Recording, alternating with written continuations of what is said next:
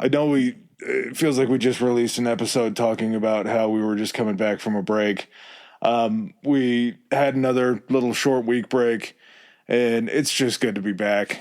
It's crazy how much more meaning a week has when we're studying things.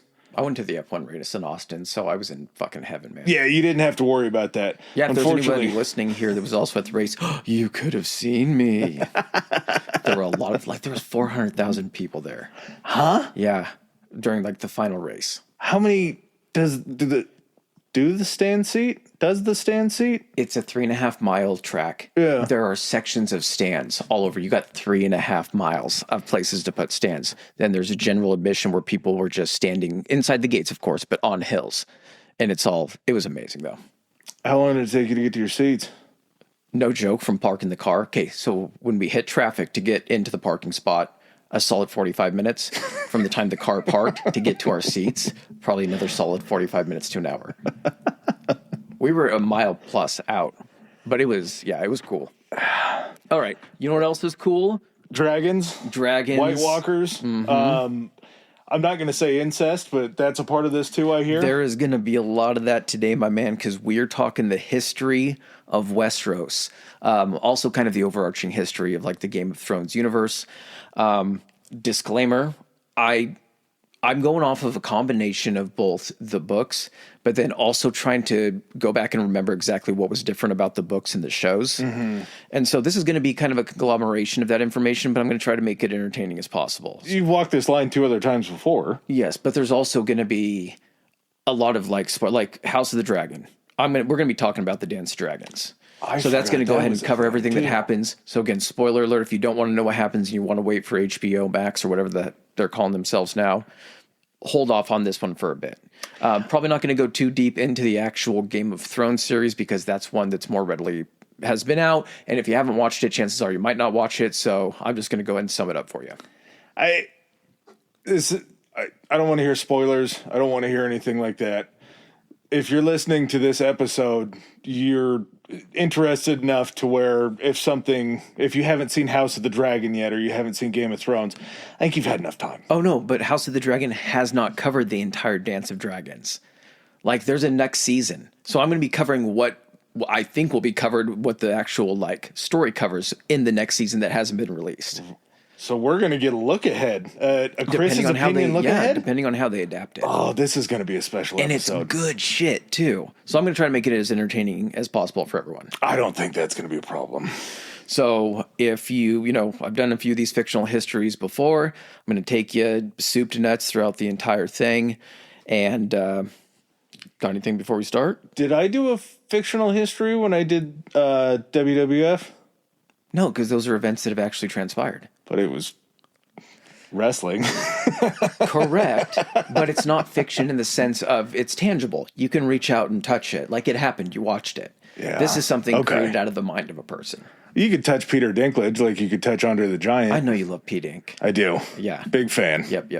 We're going to be talking about his family lineage, how he came about, all that good stuff. Remember, guys, wherever you listen to your podcast, rate, review, subscribe. We're up over 20,000 followers on Spotify. You guys are awesome. Thank you. We love you guys. Incredible. Keep the feedback coming. And without further ado, let's get into Game of Thrones.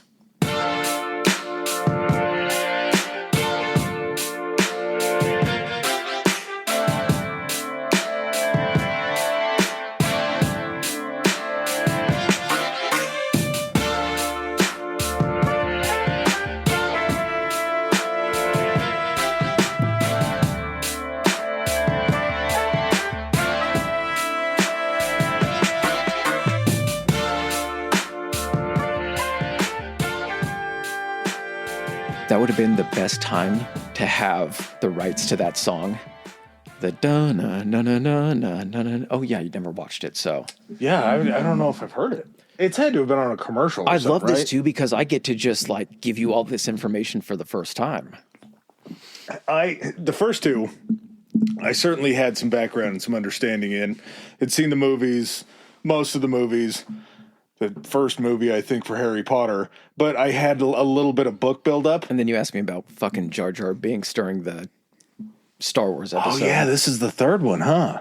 Yeah, then Lord of the Rings, Star Wars, and Harry Potter. So this is Quattro. Yeah. This is the fourth installment. Mm-hmm. Fictional History Volume 4. Yep. Holy shit. All right, so Professor Adam. Oh, and I'm also Professor Chris. We always forget to introduce Did we ourselves. record that whole thing? Yeah. Oops. Oh, did you not think we were going? I didn't know. No, when I did the theme song, that was when we came back. Okay, Yeah. perfect. I didn't love hear it. the You're theme so song. locked in. I am. Yeah, I'm excited. This is awesome. Okay. So Westeros, Adam has visual aids, so he can see what I'm talking about. Best thing you can probably do, unless you're driving, of course, is just pull up a map of Westeros, and that'll help you kind of know what I'm talking about when I refer to certain locations. So the history kind of starts back probably, and this is prehistory for Westeros.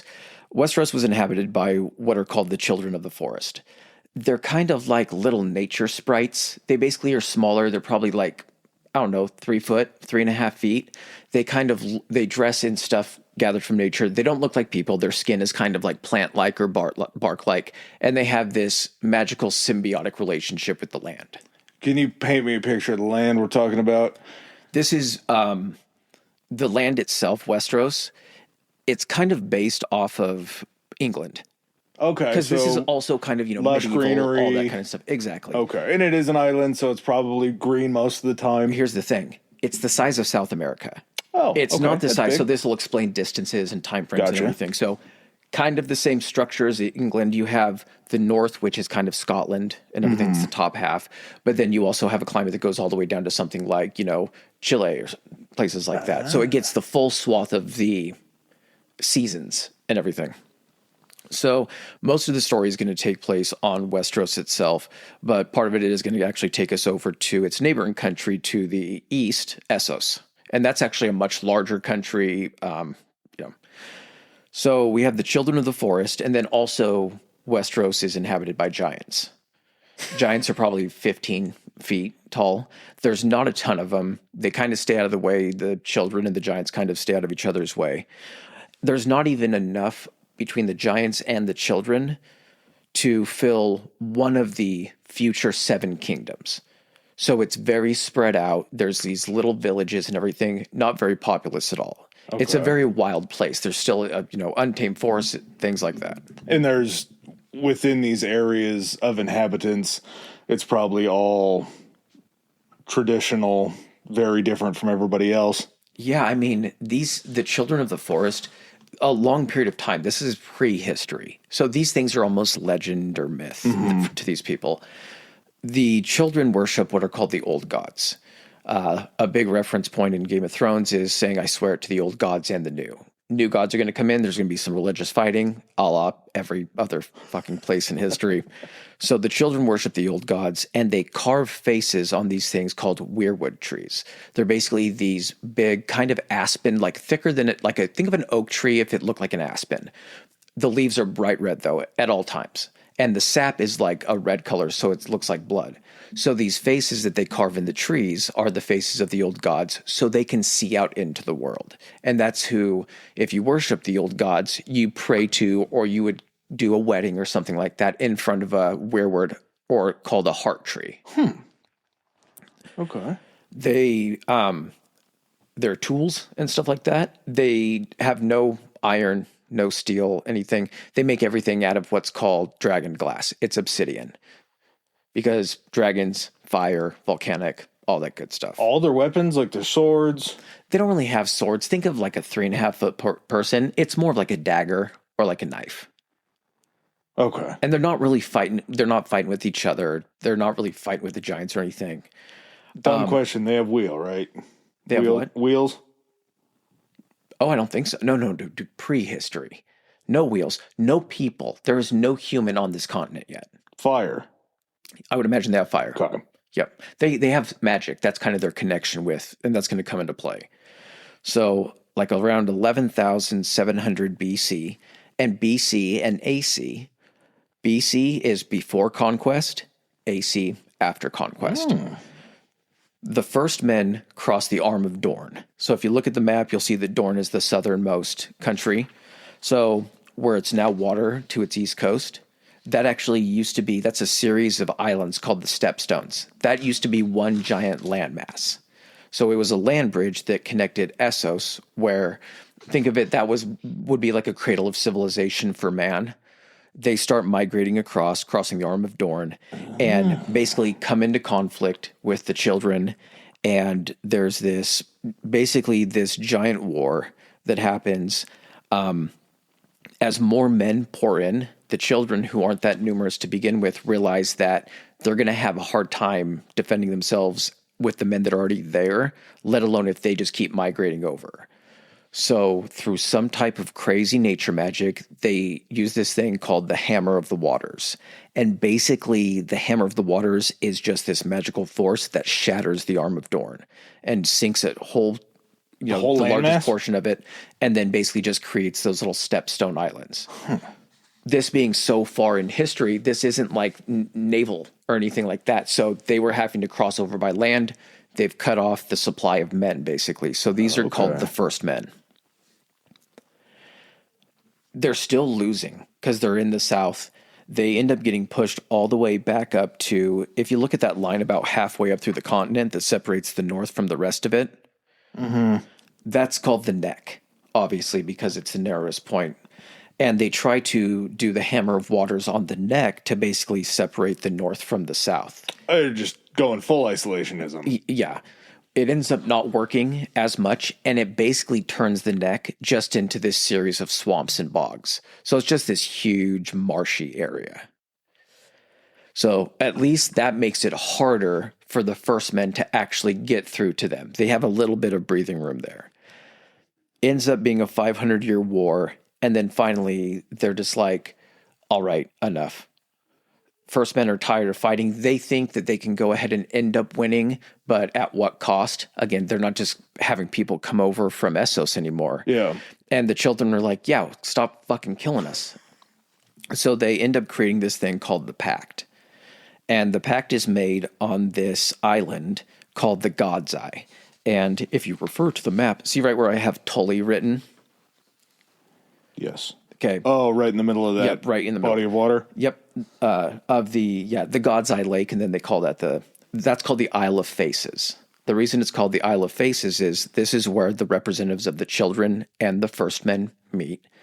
It's an island that has a ton of these weirwood or heart trees on them, and they carve a face in every single one, so they can be like, hey, the gods are also watching us make this pact as well. So the children will go ahead and get the forest and kind of the wild parts of the world. The men are going to take the open land or the open lands. And then the first men even convert to worship of the old gods. I don't know what their religion would have been before, but ancestors like those that will exist in the north, like the Starks, they come from, they're descendants of the first men. Okay. So they still worship the old gods. The weirwood trees. They have one actually at Winterfell and like a wall around it. It's like a little private orchard type deal. Let's go ahead and fast forward a few thousand years. We come to what's called the Age of Heroes. This is like 7,700 before Conquest BC. During this time, harmony throughout this previous. Yeah, everyone's pretty much good. I mean, there's probably little skirmishes here and there, but they mostly got it figured out. Yeah, the men are staying to the open lands. They have, and the children are staying to the forests. There comes an event during the Age of Heroes called the Long Night, and this is referenced also in Game of Thrones, but the Long Night was a winter that lasted a generation. So the weather in this world is a little different. You could have a summer that lasts 9 years. But then a winter is going to be not equally as long, but that usually tells them that it's going to be a very long winter. Cyclical, kind of. But very spread out. In the way that we have 4 seasons, those 4 seasons are spread out over a couple decades, could be. So during this long night, because they have to come under the cover of the snow and the freezing environment and everything, that's when the others, or as people from the show will know them, the White Walkers, first appear, coming down from basically this place called the Lands of Always Winter. And that's very, very far toward the top. It's even past where it's printed out. So there's a land that men don't really even inhabit. The frozen share? No, up higher than that. Oh, okay. Like you see that very top thing is the fist of the first men. It's way north than that. You like that? Yeah. Such a child. I can't help it. I know. So the children and the first men come together again and basically unite to fight this threat that otherwise it's going to wipe them both out. And with a combination kind of the magic that the children possess, and then the first men, who I believe have bronze weapons, they're able to fight the others or the White Walkers back in this thing called the Battle for the Dawn. Awesome fucking name. Now, once they're able to push the others, White Walkers, back, I'm just going to refer to them as White Walkers at this point. This guy named Bran the Builder, last name, he's a Stark. So Brandon Stark, Bran the Builder, constructs the wall using help from the magic of the children. And again, this happens 7,000 plus years ago. So again, this stuff is faded into legend. People believe that the wall, which is a 300-mile wide, 700-foot tall structure of ice, they somehow believe that men, not prehistorical, but men long ago were able to build this just by themselves. The legend is that the combination of the children's magic and then also help from like the giants and everything, he was able to construct this insanely huge fortification. Is Bran half Thor? Isn't half Thor in this? Half Thor Bjornsson, the big man, strong man? That's much further down the road. But he is in this. In this episode? Yeah. I mean, we'll touch on like his house and stuff like that. Bran was a big guy, I'm assuming, being a builder. I want to say Bran was in a wheelchair, my man. What?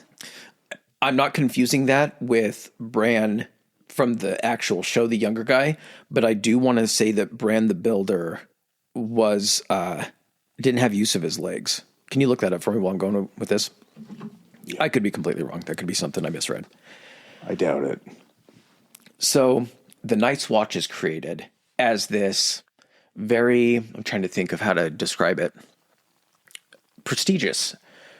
A very prestigious honor to go serve for the Night's Watch. The Night's Watch, especially right after the defeat of the White Walkers, those guys are going to be the ones manning the wall that will defend the realm in case they decide to come back.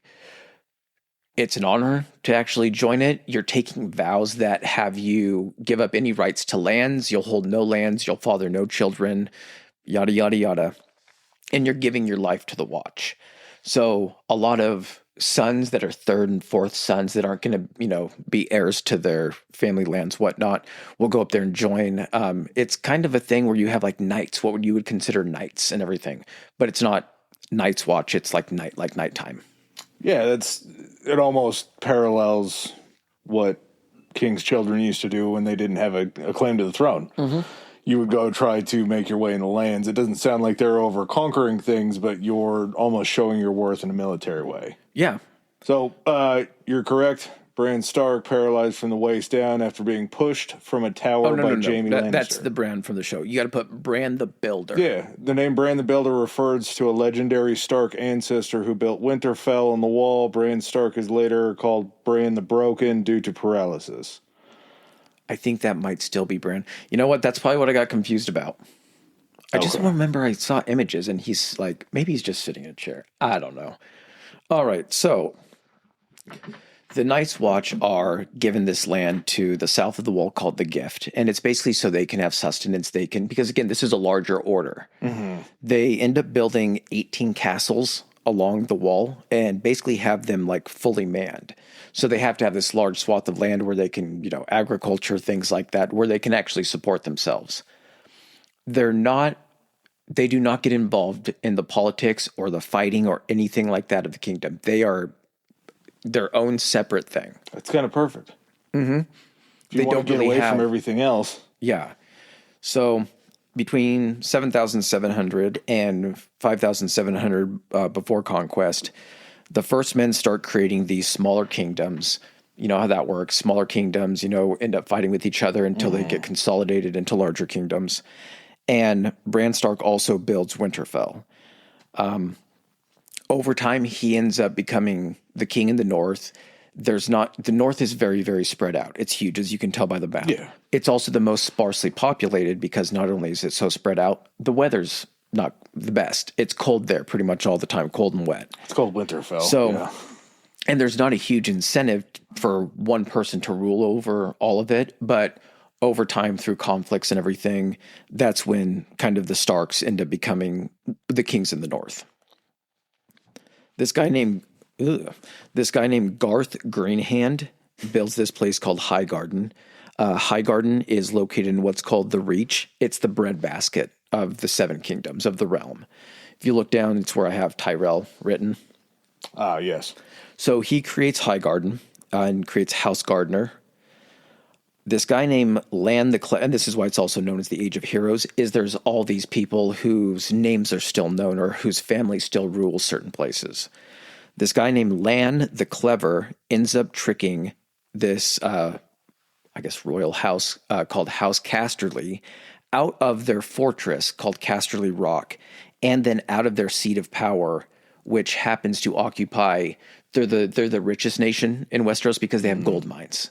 Okay. So he's this legendary trickster that swindled these people out of their house and home and gold. You have this guy named Durin Godsgrief, who builds this place called Storm's End and creates House Durandon. Storm's End is the one that has like the stag or the deer next to it. Yeah. And then so you can see that right there. So it's on the other side of the country. The guy named the Grey King ends up uniting the Iron Islands. That's where I have Greyjoy written over kind of on the west coast, about halfway up. Yes. And you get these houses that are starting to kind of form that are then taking over the smaller areas and parsing out areas, things like that. So they're becoming these little kingdoms, unto themselves. Old Town, which you'll look down. I'm going to make references to the map a lot, so I apologize if that's going to bum me out. We'll use it. Maybe we'll have Professor Chris label it like he did this, but we'll put them up for the pictures for the episode. It'll be on social media. So Old Town is basically very far south, and it's on the west coast. And Old Town is the oldest, and it's technically the first city in Westeros. And this is created by House Hightower. It's also home of a thing called the High Tower, which is this giant lighthouse. It's Alexandria, man. That's what it's most known for. It also happens to be the place where they create I can't remember the name of it, but it's where all the maesters, who are basically like the wise men of Westeros, every house has a maester. They're experts in medicine, lore, history. They wear these big chains around their necks, and each chain has a link forged from a different metal that signifies what their expertise of study was. So a guy that has a ton of different links has studied all of these different things. So you want a maester to have a fat chain. Yeah, okay. So kind of like the Library of Alexandria, this is the place known to have like the largest library and most historical information in Westeros. It's very Alexandria-esque. Maester College. Like a Maester Monastery almost. Exactly. Okay. That's where they're all sent to train into people to become maesters. 5700 BC is a big event because this signals the Andals. So the Andals kind of strike me as Viking-esque. They have ships, obviously, because they come across the Narrow Sea. Narrow Sea is the one that separates Essos and Westeros. So they're coming from Essos to Westeros. Yes, there's a place called Andalos that's right on the west coast of Essos, kind of probably about at the halfway point, maybe a little bit more north of the halfway point. So when they come across to Westeros, they come into this area called the Vale. And the Vale is kind of like a really mountainous, rocky region. You can see it on the map. It's about halfway up. It's got the hawk in it. So the animals aren't parts of the... No. These are house sigils. Okay. Sorry. All right. I thought you were trying to say Andals. I was like, Andals. There's a fish right up above that... yeah, it's House Tully, man. The face is okay. So that's not a water... Nope. Okay. These are the sigils, man. I'll explain it. So the Andals end up arriving from Essos, and landing in the Vale. Now, they have horses, they got they have iron, and they bring with them a new religion called the Faith of the Seven. The Faith of the Seven is basically the worship of a singular deity that has 7 different facets. So you don't pray to the singular deity, you pray to the facet that you're like, you have the mother who represents fertility and childbirth. You have the crone that represents wisdom, the warrior. You then have the stranger, which I think is kind of like the god of death, or their version of like the Grim Reaper. So you have like the father, things like that. So you pray to these different things, but they bring this new religion over with them. This invasion occurs because they're invading in this really mountainous area on the East Coast. The invasion slowly spreads out over the next couple centuries and basically sees all these lands south of that border with the North, which again is about the halfway point of the country, maybe just a little bit more north. Over the next couple centuries, the entire South up to that point has been taken over by the Andals. This is very much the island of England and Scotland. Yeah. Wow. Yeah, I mean, if it had dragons, man, it would be very close. So we don't know that. Maybe they did. Yeah, there you go. So over the course of these several centuries, any children that the Andals come across, they just end up killing them. The survivors either flee north, they go into hiding, and the first men are basically forced to kind of integrate. They have their kingdoms, so these Andals coming in are just either taking over or they're kind of intermarrying. Some of these kingdoms that are over further to the West Coast, further south, end up kind of meeting them halfway and being like, hey, we hear you're invading anyway. Let us just start kind of picking up your guys' stuff at this point. And so then you don't come back to our places and kill. You feel like you're home and everything. So you now have the worship of the old gods that the first men, are still able to do. And then you have the faith of the 7. But the faith of the 7 ends up becoming the predominant religion of everything pretty much south of the Neck. Okay. Because that's kind of where the Andals come in and really set up shop. They're unable to take the north, though. Despite the advantage of the horses and the, better weapons and things like that, the north creates some pretty tough fucking people. But at the same time, you have the Neck, which is this, area that you really can't cross because it's all marshes and everything. And then you have this area that's really defensible that the Northmen just pretty much set up, and they're like, yeah, you're not getting through. So the Andals are like, okay, you guys keep the old god stuff going up there and you guys can kind of just chill up there. But this is still kind of one of the, you keep your own kingdom. And the 7 are the new gods that you were referring to? Yeah, the faith of the 7. Gotcha. Yep. So old gods, new gods, when you were talking about by the power of the old gods, new gods that everybody says, that's the new god introduction. Yep. 4600 BC, over in Essos, there are these shepherds that end up kind of coming across this thing called the Valyrian Peninsula. And the Venereal. The Valyrian Peninsula is home to these things called the 14 Fires. And the 14 Fires is basically just this 14 Flames. It's this huge collection of just volcanoes that kind of surround this peninsula. They end up finding dragons that are living within these volcanoes because that's actually where kind of dragons live and breed. Okay. So over the course of, hundreds and thousands of years, they find a way to kind of harness the ability to tame these dragons.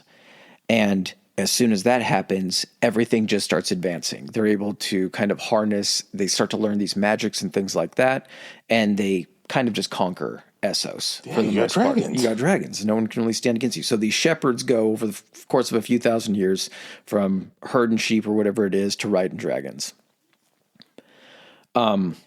Refugees that are fleeing from all these other conquered areas end up founding this place called Bravos. And it's kind of in Essos. It's at the very northern point of it, kind of on the west coast. And it ends up becoming this city where this thing called the Iron Bank is located. It's like free trade, all this stuff. But it's a conglomeration of all these cultures that were forced out by the what are going to become known as the Valyrians.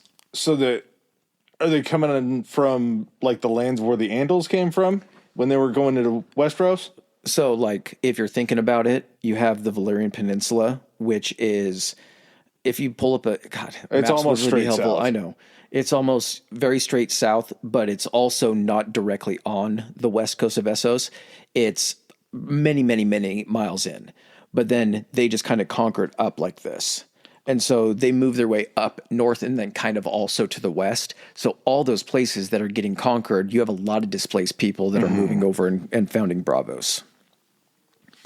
So the Ryonar people are one of those countries that end up getting conquered, and a lot of those people end up fleeing over to Dorne. Westeros? Yes. Okay. Yep, to that very southern portion. Dorne is kind of like Spain. Like the south, like kind of the people have a real like Spanish, like more like you would think of like a South American vibe. Okay.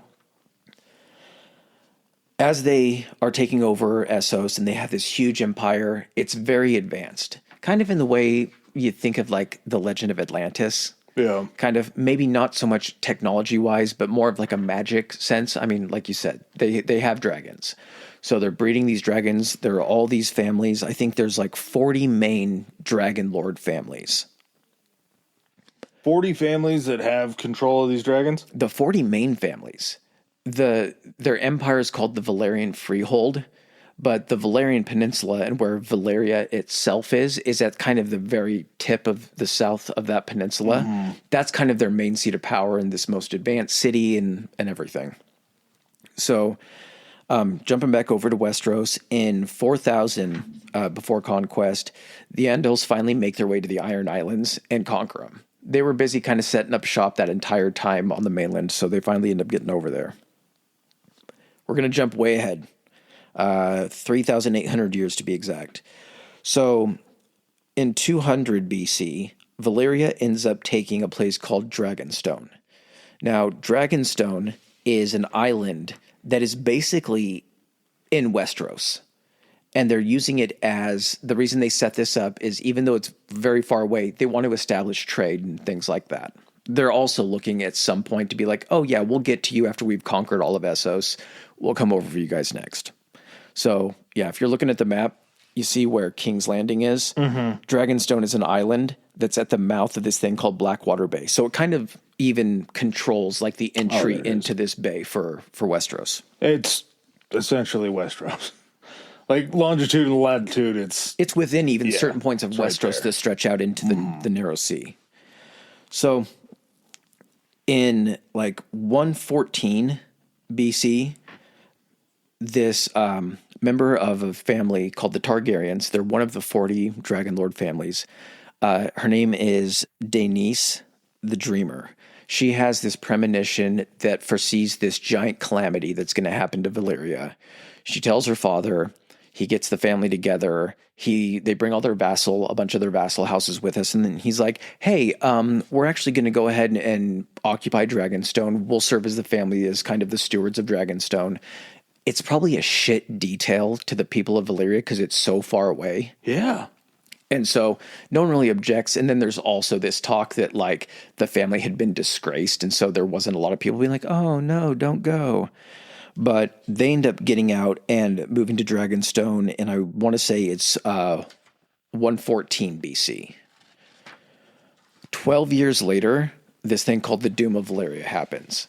And again, because this is not an insanely long time ago, people know about this. This isn't a legend like the White Walkers and things like that. People know about the Doom of Valyria. It's a cautionary tale. Some say that they basically were messing with forces that they shouldn't have been messing with. They were dabbling. There were like warlocks and sorcerers and stuff like that in Valyria. And it was kind of a cautionary tale of saying like they caused their own destruction. The Doom caused all of the volcanoes, the 14 flames, to erupt at once and just shattered the land into all of these islands. It destroyed the city, pretty much killed all the dragons because they were living either in the city or in these volcanoes, and killed everyone within the city. And that's where we get the ruins? And that's where you get, that's where you get the ruins of Valyria. It is in this place called the Smoking Sea. So like ships sail completely, they don't sail through like you would like the Strait of Magellan or anything like that. They stay away because they say that, and like people that go in there are never heard from again. So like no one's been into the ruins of Valyria and never made it out. Ooh. It's a little Bermuda Triangle-esque. Very much so. Like it's perpetually covered in like a mist or like a fog. And they say it's like the poison. It's actually like poison. Okay. You don't go into the fog. Yeah. So when the Targaryens left, they left with 5 dragons. And one of those dragons was called Balerion. He's the only dragon that they possessed that was actually had seen Valyria. When Valyria, when all the volcanoes go off and you say it kills all the dragons, does that mean now the Targaryens have the remaining dragons? They have the only dragons known in the world. Oh, that's awesome. It's a great card to have in your pocket. Yeah.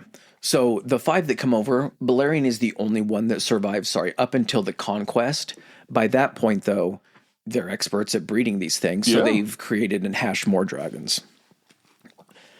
Oh, I didn't even think about that. They can make them now. Yeah.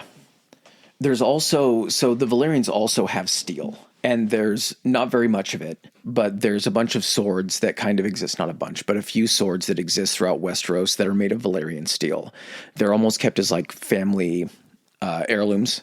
To have a Valyrian steel sword is like very, very sought after, like especially to have it be your house sword or your house weapon or anything like that. Adamantium. Kind of, yeah.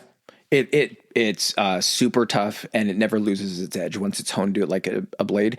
And there's very, very few people in the world that can even actually work with Valyrian steel. So if you like wanted to melt one down to make something else, you'd have to go over to Essos and find someone that still knew how to do that. You'd probably have to have volcanic heat to be able to manipulate it. And if everybody else is still technically in the Bronze Age, it's the strongest substance. They're in the Iron Age because the Andals brought over iron. Even then, it's still steel is. Yeah, exactly. So over in Essos, after the destruction, after the doom, that next 10 years pretty much sees the Dothraki. This is where we got like Khal Drogo and his people, Jason Momoa. Okay. Yes. So he's the leader of a... You're just going to have to keep doing that. There you go. He's the leader of a horde of Dothraki, but they're all over this place called the Dothraki Sea. It kind of takes up like the middle of the continent. It's this huge grassy plain. They're the Mongols, buddy. So they pretty much just run wild because there's no dragons to keep them in check across Essos. You get all these former Valyrian states that are kind of fighting for power and jockeying to see who's going to take it over. And a few of these, cities become prominent, and they're kind of the well-known ones in Essos that are referred to in the show. At this point, Westeros has formed itself into 7 distinct kingdoms. You have the Kingdom of the North, which is ruled over by the Starks. You have the Vale of Arryn, which is ruled over by House Arryn. They're direct descendants of Andals. So it's like a family of Andals got there, and they were just like, yeah, we're good here. We're not moving any further to the west. You have the Riverlands and the Islands, so the Kingdom of Rivers and Islands. So that's like the Iron Islands, and then kind of just that like area that flows down through toward that lake we just talked about. Okay. You have the Westerlands, or the Rock, which is over on the west coast. That's where you have like where I have Lannister written, and like that area. That's kind of what that's known as. You have the Reach, which is the breadbasket and everything, just farmland. That's what it is. And then you have the Stormlands, which are over on the east coast, right near Dorne. And then Baratheon. Yep. Okay. And then you have Dorne itself. So 27 BC, Aegon Targaryen, who was born on Dragonstone. He wasn't from Valyria, but he's the generation. His father came from Valyria, and then it's his son. Ends up claiming Balerion. So Balerion, I think at this time, is probably about the size of... He ends up being the largest dragon that ever existed, like on Westeros or anything. Think like commercial airliner size. Damn. Probably a little bit bigger, because they keep growing up to the point they die, and they live for hundreds of years. Really? Yeah. So he ends up claiming Balerion. So he's got not only a dragon, but like an insanely large, seasoned, like powerful dragon. And he decides to go back to Essos for a little bit, and he helps out fighting a couple of these free cities. He backs a couple people, and the dragon. The dragon? Him and because that's what he's flying in on, basically. Okay. Gotcha. That's his. Okay, so it's his mode of transportation. It's his fighting force. That's how they fight, man. That's how the Targaryens fight. Okay. So Aegon, flies Balerion over there, fights a little bit, and ends up coming back, and he's like, you know what? That's the old news. That's what the doom happened. Everyone's fighting. I don't think we can really take that back over. We left that place behind. He ends up marrying his sisters. Hey. Visenya, who claimed a dragon that was born on Dragonstone named Vhagar.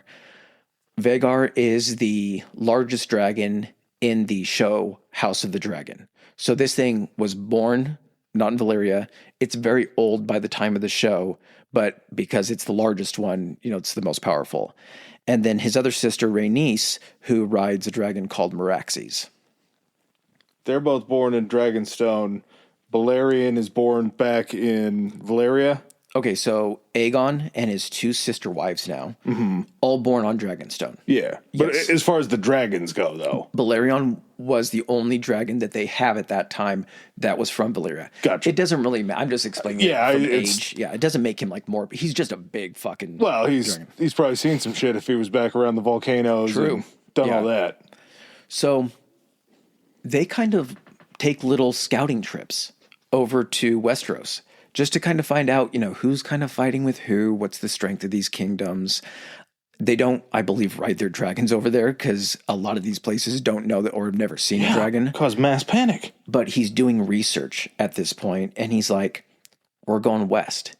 We can easily take over these people. We don't have a large army, but these people have never fought against dragons before, and we have 3 of them that we can ride in and do battle with. Are there any defining features that you could pick these people out of? Like, as they're going into other areas? Like, yes, very much. Targaryens have like white hair. Like you've seen Daenerys and everything. She's like the main. Oh, yeah, the woman. Khaleesi. I keep forgetting that Daenerys is a lady. Yeah. Okay. So white hair. That's the distinguishing feature of the Targaryens. Is that white hair? So they know, they've seen the Andals that have come from Essos. They don't look like them, but the white hair is the definitive. So when they do go into Westeros, they're known that that's not like somebody from Westeros. Yeah, I'm sure they tried to kind of keep it on the lowdown, but even if someone were to spot them and say, hey, you're from Valyria, it's not like they're putting 2 and 2 together of saying, oh, you're here to conquer. Scouting mission. It's just something they've never seen before. Okay. So as they are kind of doing this scouting, they go back to Dragonstone, and Aegon has them create this thing called the Painted Table. And the Painted Table is basically a giant table carved out of a single piece of wood in the shape of Westeros with all the rivers and lakes and towns. He's creating himself a battle map so he can start planning a campaign. In 2 BC is when he decides to make his move, and he ends up invading Westeros and landing a small force at the mouth of what's called the Blackwater Rush. It's basically the river that flows into Blackwater Bay. So if you're looking at the map, and anyone that's seen the show kind of probably knows the location to Dragonstone, how it correlates to Blackwater Bay. The site where he lands is, surprise, surprise, King's Landing. Oh, yeah, right there. Okay. So he also chooses this spot because the current Lord of the Stormlands, and then also the guy that's the King of the Riverlands, that's close to kind of contested territory. So he's like, they're not going to know who to send. Even if they hear that I'm here, I've also got 3 dragons, but this should buy me some time because it's further away from each of their capitals. Good? Yeah, it's a very smart strategy. Anything that's a contested land, like you say, there's going to be some pause, but at the same time, does it really matter if you show up with 3 dragons? Because these people, again, still haven't seen dragons, right? No, yeah. They're a legend. Yeah. So he ends up building a fort on a hill that overlooks the bay, like a strategic position. Mm-hmm. It's got the bay on one side. It's got a river on another side. It's a place that's defensible. So he raises basically just a wooden fortress. It's still decent size and everything, but he only has an army of 1,200 to 1,500 people because it's only places around those islands, the people they brought over, the families that are there on the islands, and the people that are basically working for the Targaryens. So he's got this small force that lands with him. And the first guy to kind of make contact with him is this guy named Argilac Durandon. So he's king of the Stormlands, that area to the south of where he's actually landed. He doesn't like the king of the Riverlands. It's this guy named Harren Hoare. I think it's Hoare. I'm sure he'd like the other type too. But so Argilac comes to Aegon and he's like, hey, I'll make you a deal. I'll wed you to my daughter. You just help me take out this Harren guy, because he just built this place called Harrenhal, which is, if you're looking at that lake, if you look right to the north of it, there's a spot marked Harrenhal. Yes. Harrenhal was the largest and still is the largest castle in Westeros.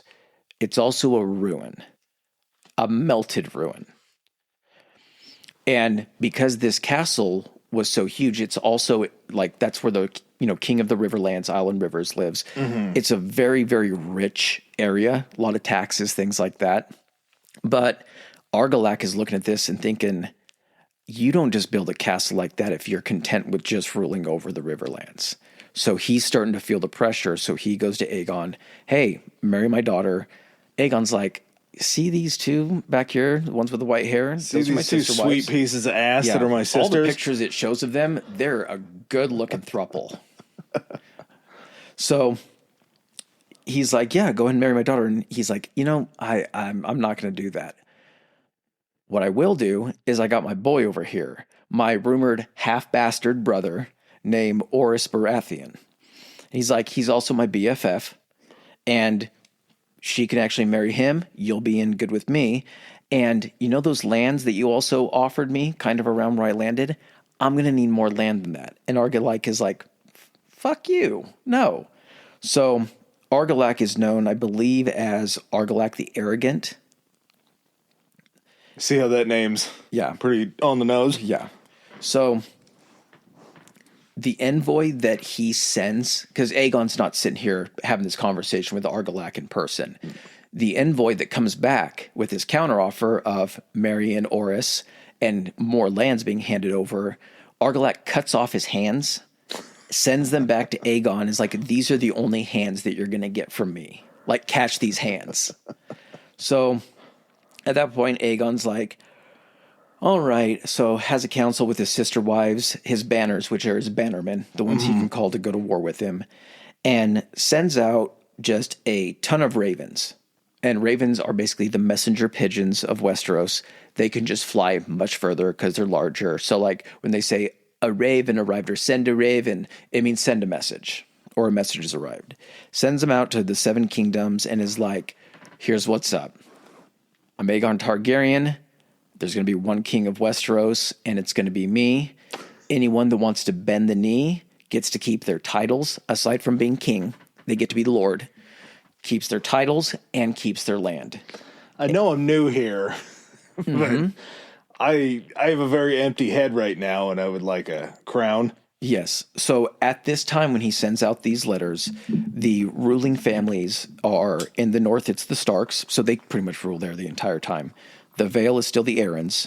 The Island Rivers is the Hoare, so Harrenhal. The Rock is ruled by the Lannisters. The Reach is ruled by the Gardeners.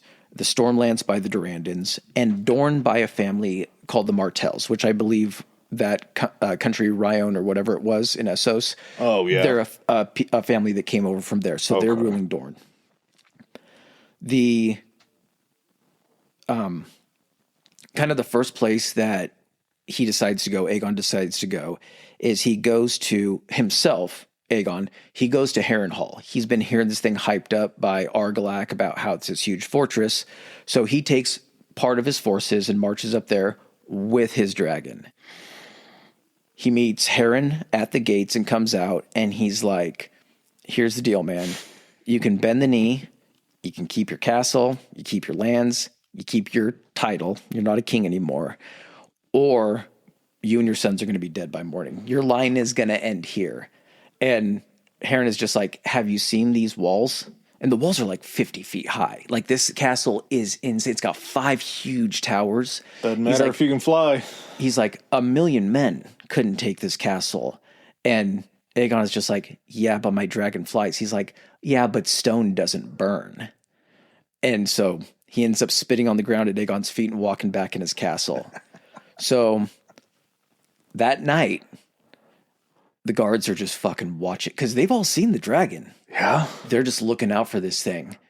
Aegon dive bombs the castle and just passes over this thing before finally focusing on the king's tower and just roasting this tower. Just dragon fire on this thing in a constant just stream until it basically is an oven. Yeah. So it cooks everyone, kills Harren and his entire line.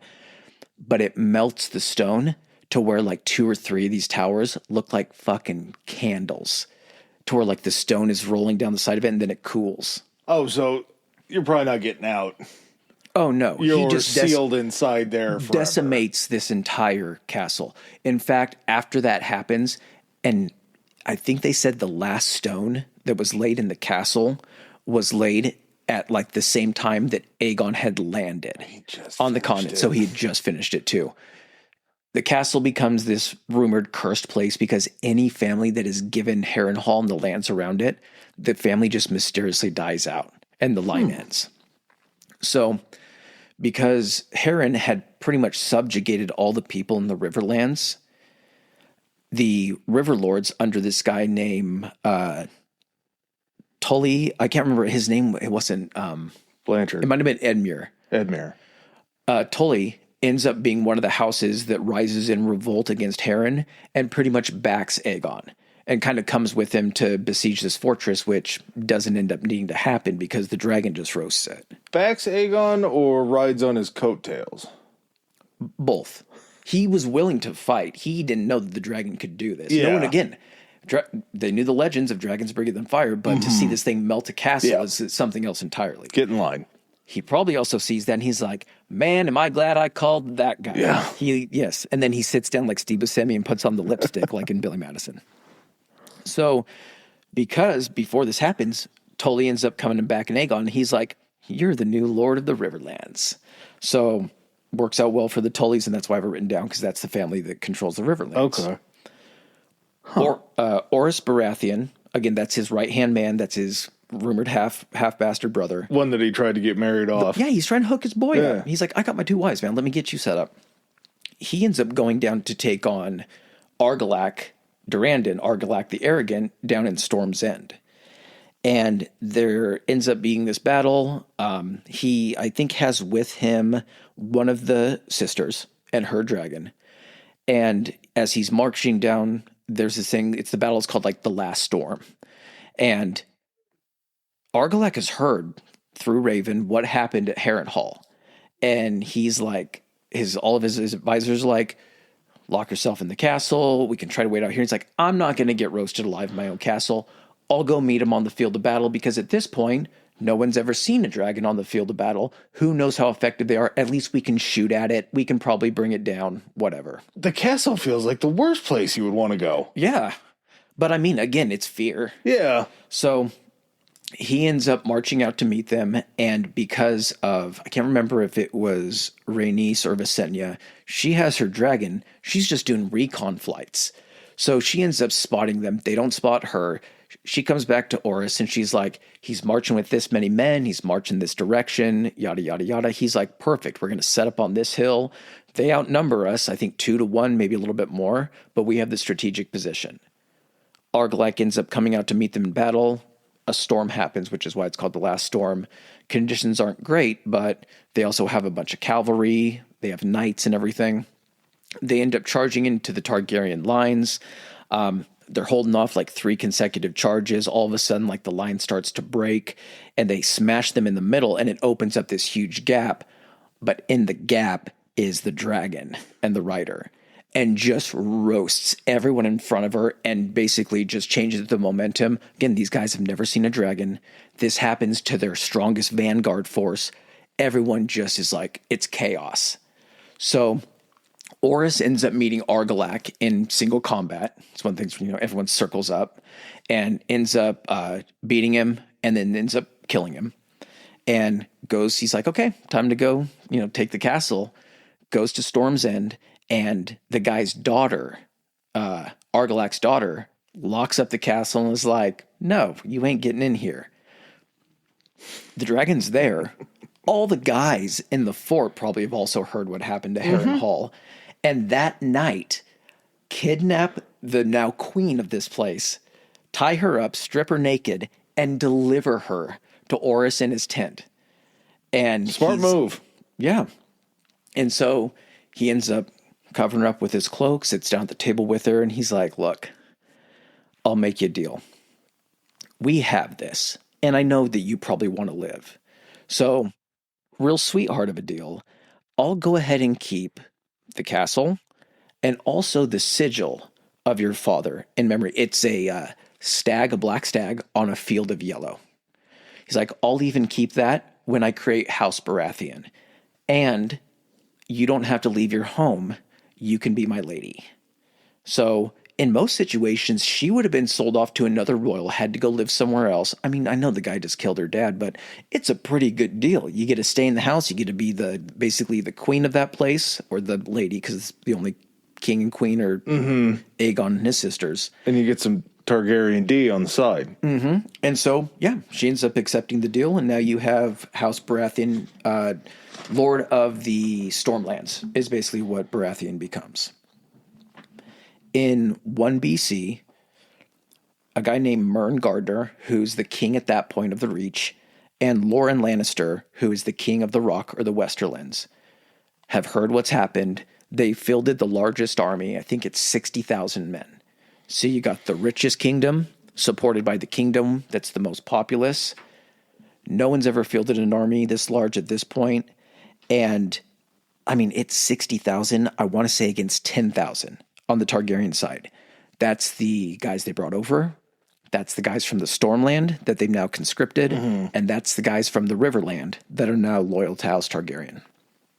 So they end up marching out and meeting them in a place in the Reach that ends up becoming called the Field of Fire.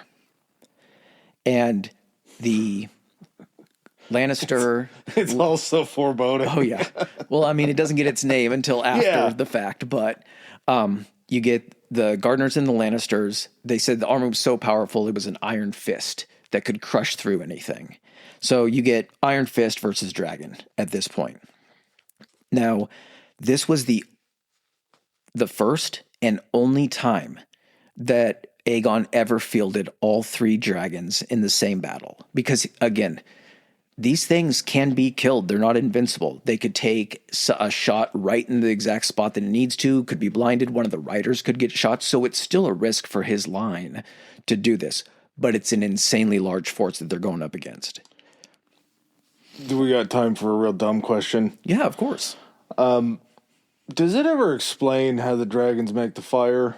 Oh, well, it's a two-part question. Does it ever explain how the dragons make the fire? Magic. Okay. Second part, are there only fire dragons? Yeah.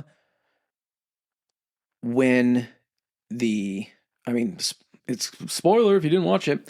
When the Night King raises the dead dragon, it fires blue flames, but they still seem to be some type of magical blue fire flame. So still hot, not like ice or anything like that? You got it. Okay.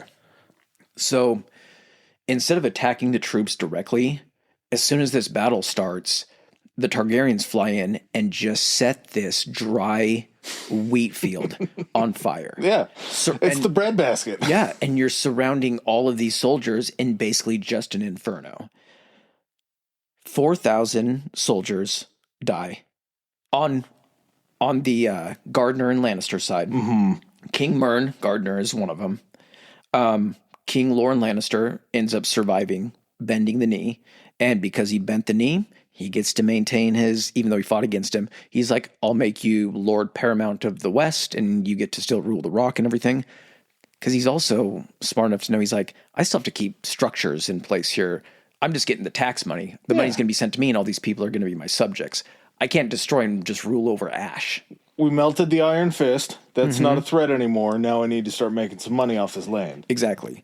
So 10,000 of the 60,000 were too burned to fight during the battle. 30,000 ended up surrendering. Roughly about 100 Targaryen soldiers were killed. Not very much. So they end up going back because Loren Lannister gets to keep Casterly Rock. That's now loyal and under Aegon's banner. He needs to go to Highgarden because he took out the Gardeners, but he still needs to kind of sort that whole thing out. And when he gets there, the family who are the stewards of Highgarden, working for the Gardeners, are the Tyrells. And they come out and they're like, Highgarden is yours. We recognize you as the king. And he's like, I like you people. You're now promoted. Highgarden is now yours. And you are now the Wardens of the South and Lord of the Reach. So this is what prompts and kind of elevates the Tyrell family up to being one of the, technically the Seven Kingdoms. That's why they call it the Seven Kingdoms. It's probably not good that the Martells are now surrounded on two sides, right? Oh, by the Baratheons and we'll get to Dorne here in a second, because Dorne is its own thing and it's badass. But first, let's take a bathroom break. Okay. Oh my God, Adam, what is that up in the sky? It's a bird. It's a plane. It's socials. Oh my God, it's faster than Instagram. That's historically high pod on Instagram. More powerful than X. It's historically high, historically HI on X.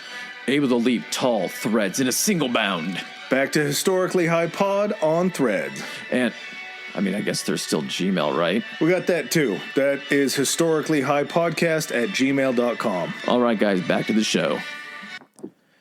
Okay.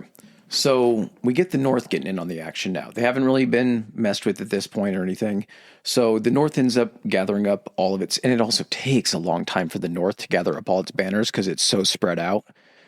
Also, is that I know that Aaron's right up close to the swamplands that you were talking about. How much news did they get from the southern part of Westeros? I'm sure, they know Aegon's there because he sent out letters to all the kingdoms. Yeah. But word has probably started to make its way back that certain things have happened. Harrenhal is definitely something that they're aware of at this point.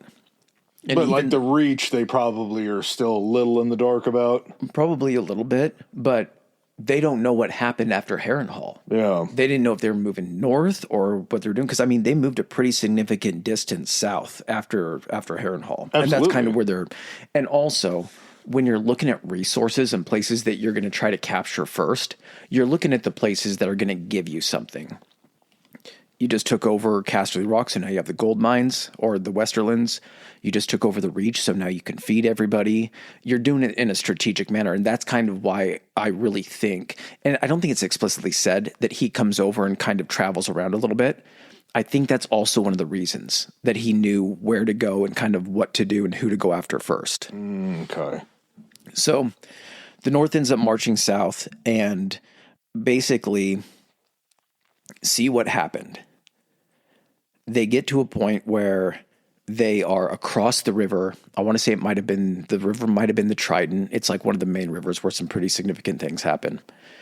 Sees not only the Targaryen force, sees the Riverlands, now sees the forces that are left for the Lannisters, and sees the forces that are left for the Tyrells that have just simply joined it, or just joined him recently. Torrhen Stark, who is the leader of the Starks at this point, the King of the North, is like, this isn't good for our people, and ends up bending the knee. He ends up becoming the King in the North, the king that kneeled, or something. Smart move. He saw the dragons. And preserve for his people. We don't have many people in the North to begin with, and you want to do that, you want to knock down our gene pool already. So he's like, sweet. You just keep doing your thing in the North. You're the new Wardens of the North. That's an interesting thing you just said. Maybe it doesn't play in, but it just kind of caught me there. Depleting the gene pool, is there ever a chance that when the commingling happens, it's almost a way to get into that line? Which commingling? Like, if you don't lose anybody in the Stark camp, and then they start intermingling with the Targaryens, is there a chance for a power struggle in that sense too? A lot of this, it's royal politics where alliances are made by joining your houses together. So there is going to be a lot of that we're going to talk about. In this situation, the Targaryens, the actual Target, like the Valyrians, There's very, very few of them. So it's not so much about intermingling that gene pool. That one's going to stay pretty tight because it's going to be a lot of sister on brother action. But you are allowing it now that there's no separate kingdoms. I do think that allows the opportunity because you're traveling throughout technically one kingdom now. You can travel into this area or this area without having to worry about, being killed or anything like that, or less of a chance of being killed than you did in the past. Or probably pretty quickly, too, because of the Targaryens, you said they had 10,000 troops? Oh, now at this point, they're probably closer to like 30,000. But I mean, like OGs. They had 10,000 forces? OGs like 1,500, man. Okay, so, and you're probably not getting any recruits back from Dragonstone because you said there's less of those people that are there, right? You're pulling everybody of all the soldiers that just fought against you. The ones that survived are now your soldiers. So the majority of your army will never be Valyrian blood again. It's 100%. The just a minute for the Valyrians is very small. I mean, it spreads because they intermarry. Yeah. But not at a rate like you would think. Okay, so all of his military muster is now coming from dominated, taken lands. There's very much a don't dilute the blood. They call it the blood of the dragon. Don't dilute the blood of the dragon. So that's why there's a lot of that sister-brother stuff. So there's a lot of other people that tried to not dilute their blood. Yeah. So we've got the Westerlands taken care of. We've got the Reach taken care of. Aegon's taking care of the Stormlands. He's taking care of the Riverlands. He's going to go and start working his way over to the Vale.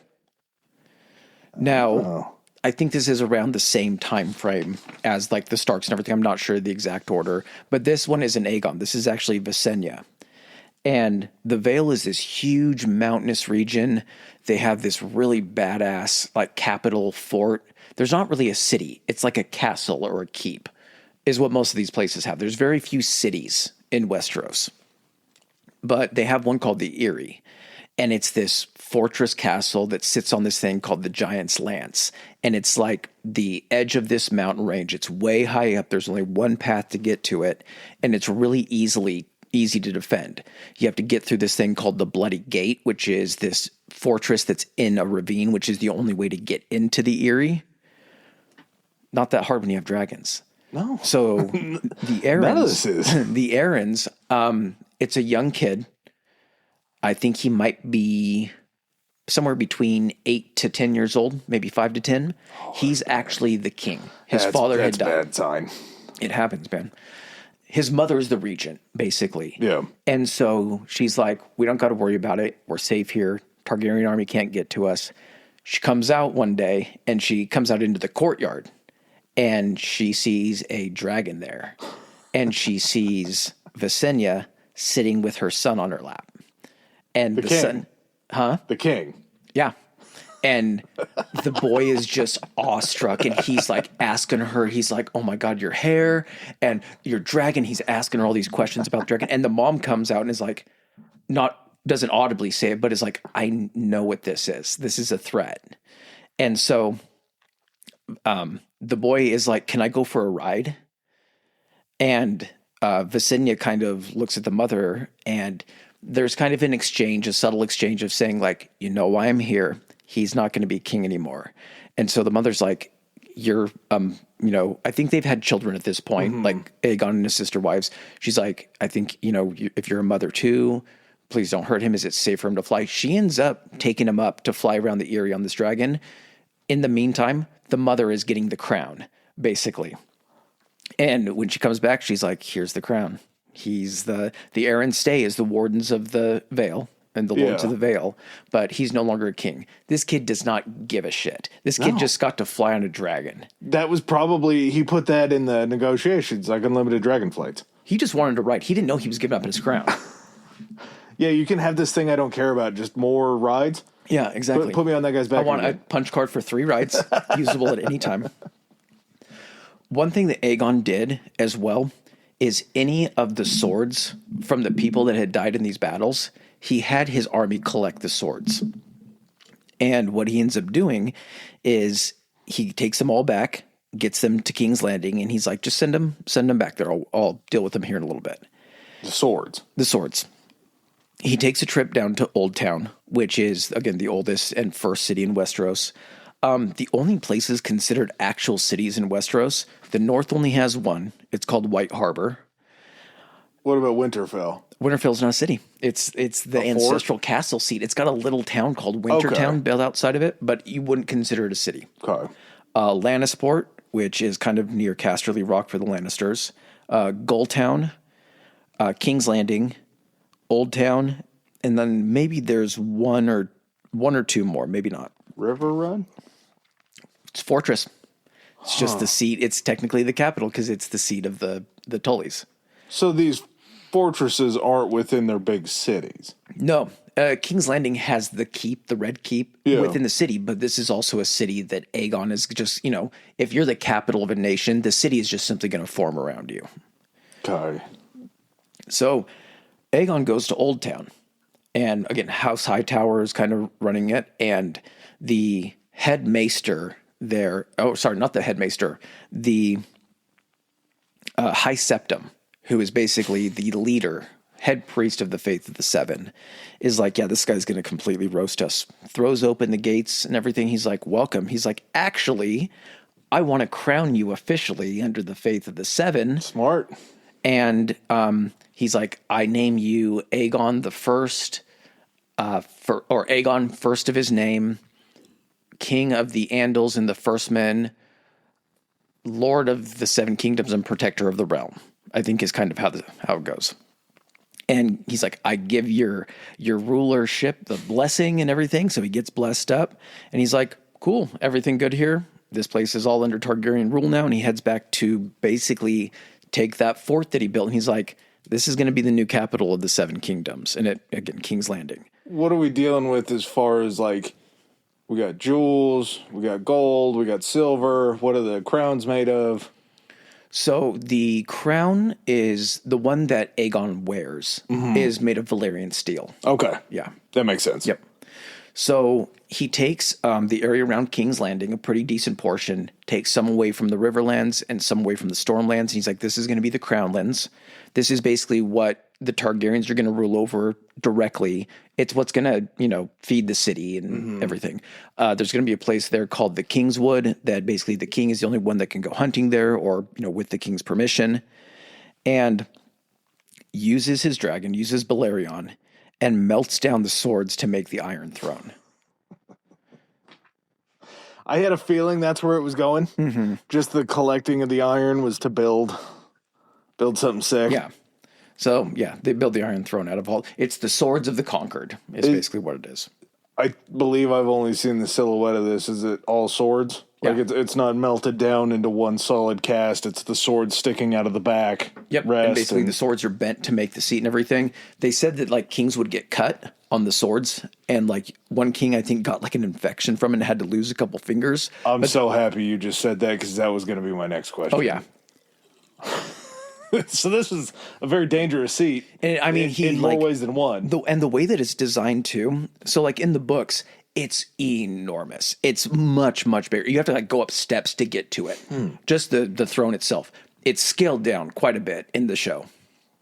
So, but it does in the show have this really cool pommel that actually sticks out, like where you would just have your hand sitting, and so you can like sit there and hold it. It's kind of cool. Where they kiss the ring, maybe? That might be exactly where they kiss the ring.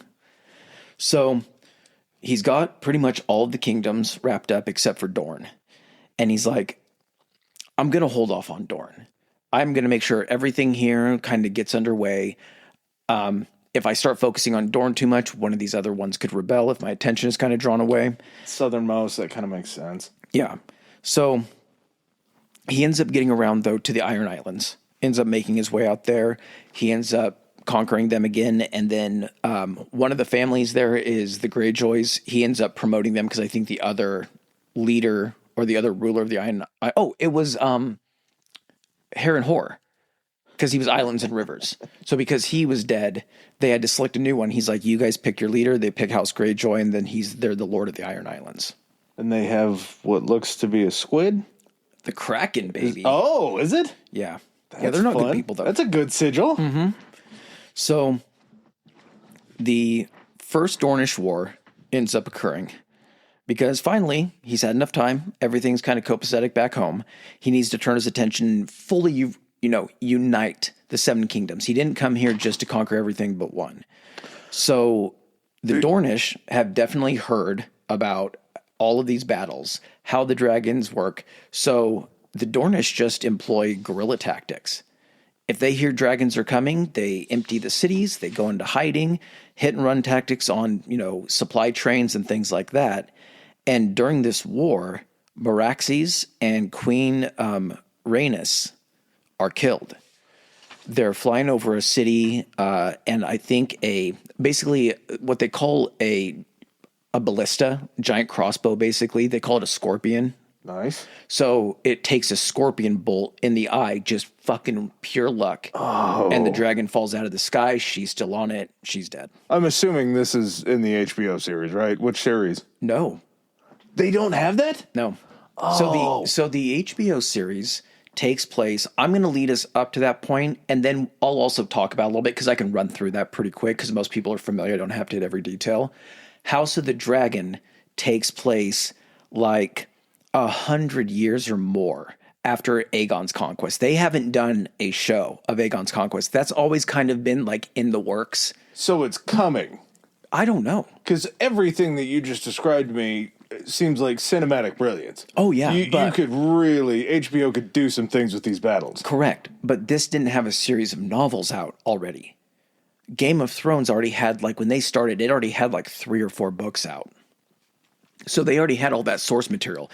This is stuff that has come out since then to kind of explain the lore and history and everything. So what's the source material for the House of Dragon? I think it's called the House of Dragons or the Dance of Dragons. There's callbacks to it that explain things. And then again, material has been created just to explain backstory for things. I think he kind of started and then he worked his way back is what it kind of feels like. So a little George Lucas-esque? Yeah. Kind of? Yeah. They're doing prequel series. So I think the natural reaction is to do this. You do Game of Thrones. You don't go back all the way to the beginning. I think this is the same deal with Lord of the Rings. You don't go all the way back to the beginning and have a middle section to then do. Mm-hmm. So you go back. You have to go back far enough that you can still have characters that everyone recognizes for names, so you know that. And then you go back further for the other series. You're just chasing relatives at that point. Exactly. Gotcha. You're telling the story of people that came up during that show that they talked about as their ancestors and things. So Aegon and Visenya are fucking pissed, of course, and they pretty much just burn every single settlement in Dorne. And the Martells still don't yield. I think every house has house words. Theirs are unbowed, unbent, unbroken. Give me a little refresher on the Martells. They came from Essos? Yes, they were the ones that when the Valyrians first took over and everything, they were the Ryonar people. The refugees that got pushed out. And they were the ones that came south. And they already probably had prior knowledge of the dragons. So they knew what was coming, and just like everybody in the north was getting word, the Dorns were probably, or down in Dorne, they were sitting there like, no. I didn't even think about that, but that makes perfect sense. They had already fought against dragons. Or at least their ancestors did, even if it was thousands of years ago, there was actual people that were like, oh, we live here because the dragons forced us out. And they could probably figure out a scorpion might strike a lucky hit in the eye of a dragon. Yeah, exactly. So the Targaryens are just like, you know what? It's not worth it. We just lost a dragon, lost one of my queens. We're going to go ahead and leave Dorne alone. So the Targaryens end up leaving, and Dorne just gets to keep doing its Dornish thing. How great does that feel for the Martells? Oh, yeah. You got pushed out of your own lands by these people, and then they show up in your new land's doors. The house word, you kept to the house words. Yeah, so you get like the Starks, winter is coming. The Lannisters are hear me roar, but it's really a Lannister always pays its debts. Ours is the Fury, I think, is the Baratheons. We do not sow is the Greyjoys. The fuck is that? Because they're on an island, the Iron Islands. They don't. Their culture is based around reaving and raiding. They don't grow stuff on their islands and stuff. They can't sow even as in grow, not sow as in like correct. SOW. Make clothes. Yeah, family duty honor. I want to say is the Tullys. Tyrell's is growing stronger. Kind of on the nose on that. And I can't remember what the Aaron's is. Hubris was our downfall. Yeah. Dragons can fly. Something like that. Castles can be turned into ovens quite quickly. Little wordy, but... All right, so we come to 37 after conquest. So now I'm just going to refer to the dates as the years because we're going up in numbers. Perfect. So it's a little bit easier. Aegon ends up dying at the age of 63 after a pretty decent period of like relative peace. And he just kind of spends his time kind of sorting things out, consolidating the realm, assigning people to a small council, that kind of shit, getting the taxes in order, being able to get a healthy stream of revenue coming in. This guy, his son, I want to say, so the name is Aenys. It's not anus. But every time I've looked at it, I want to believe it's Aenys. Okay. So his son Aenys ends up taking the throne.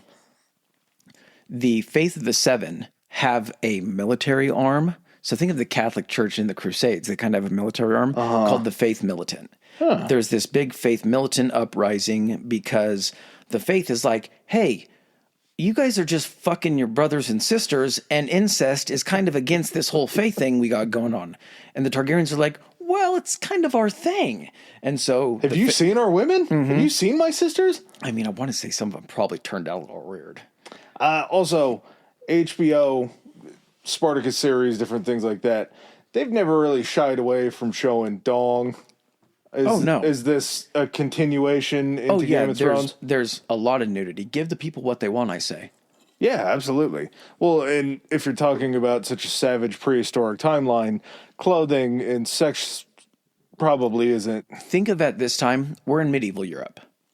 Tunics, I mean, armor is made. Like, people aren't, there's whorehouses, of course, and everything. But, yeah, these are more developed people.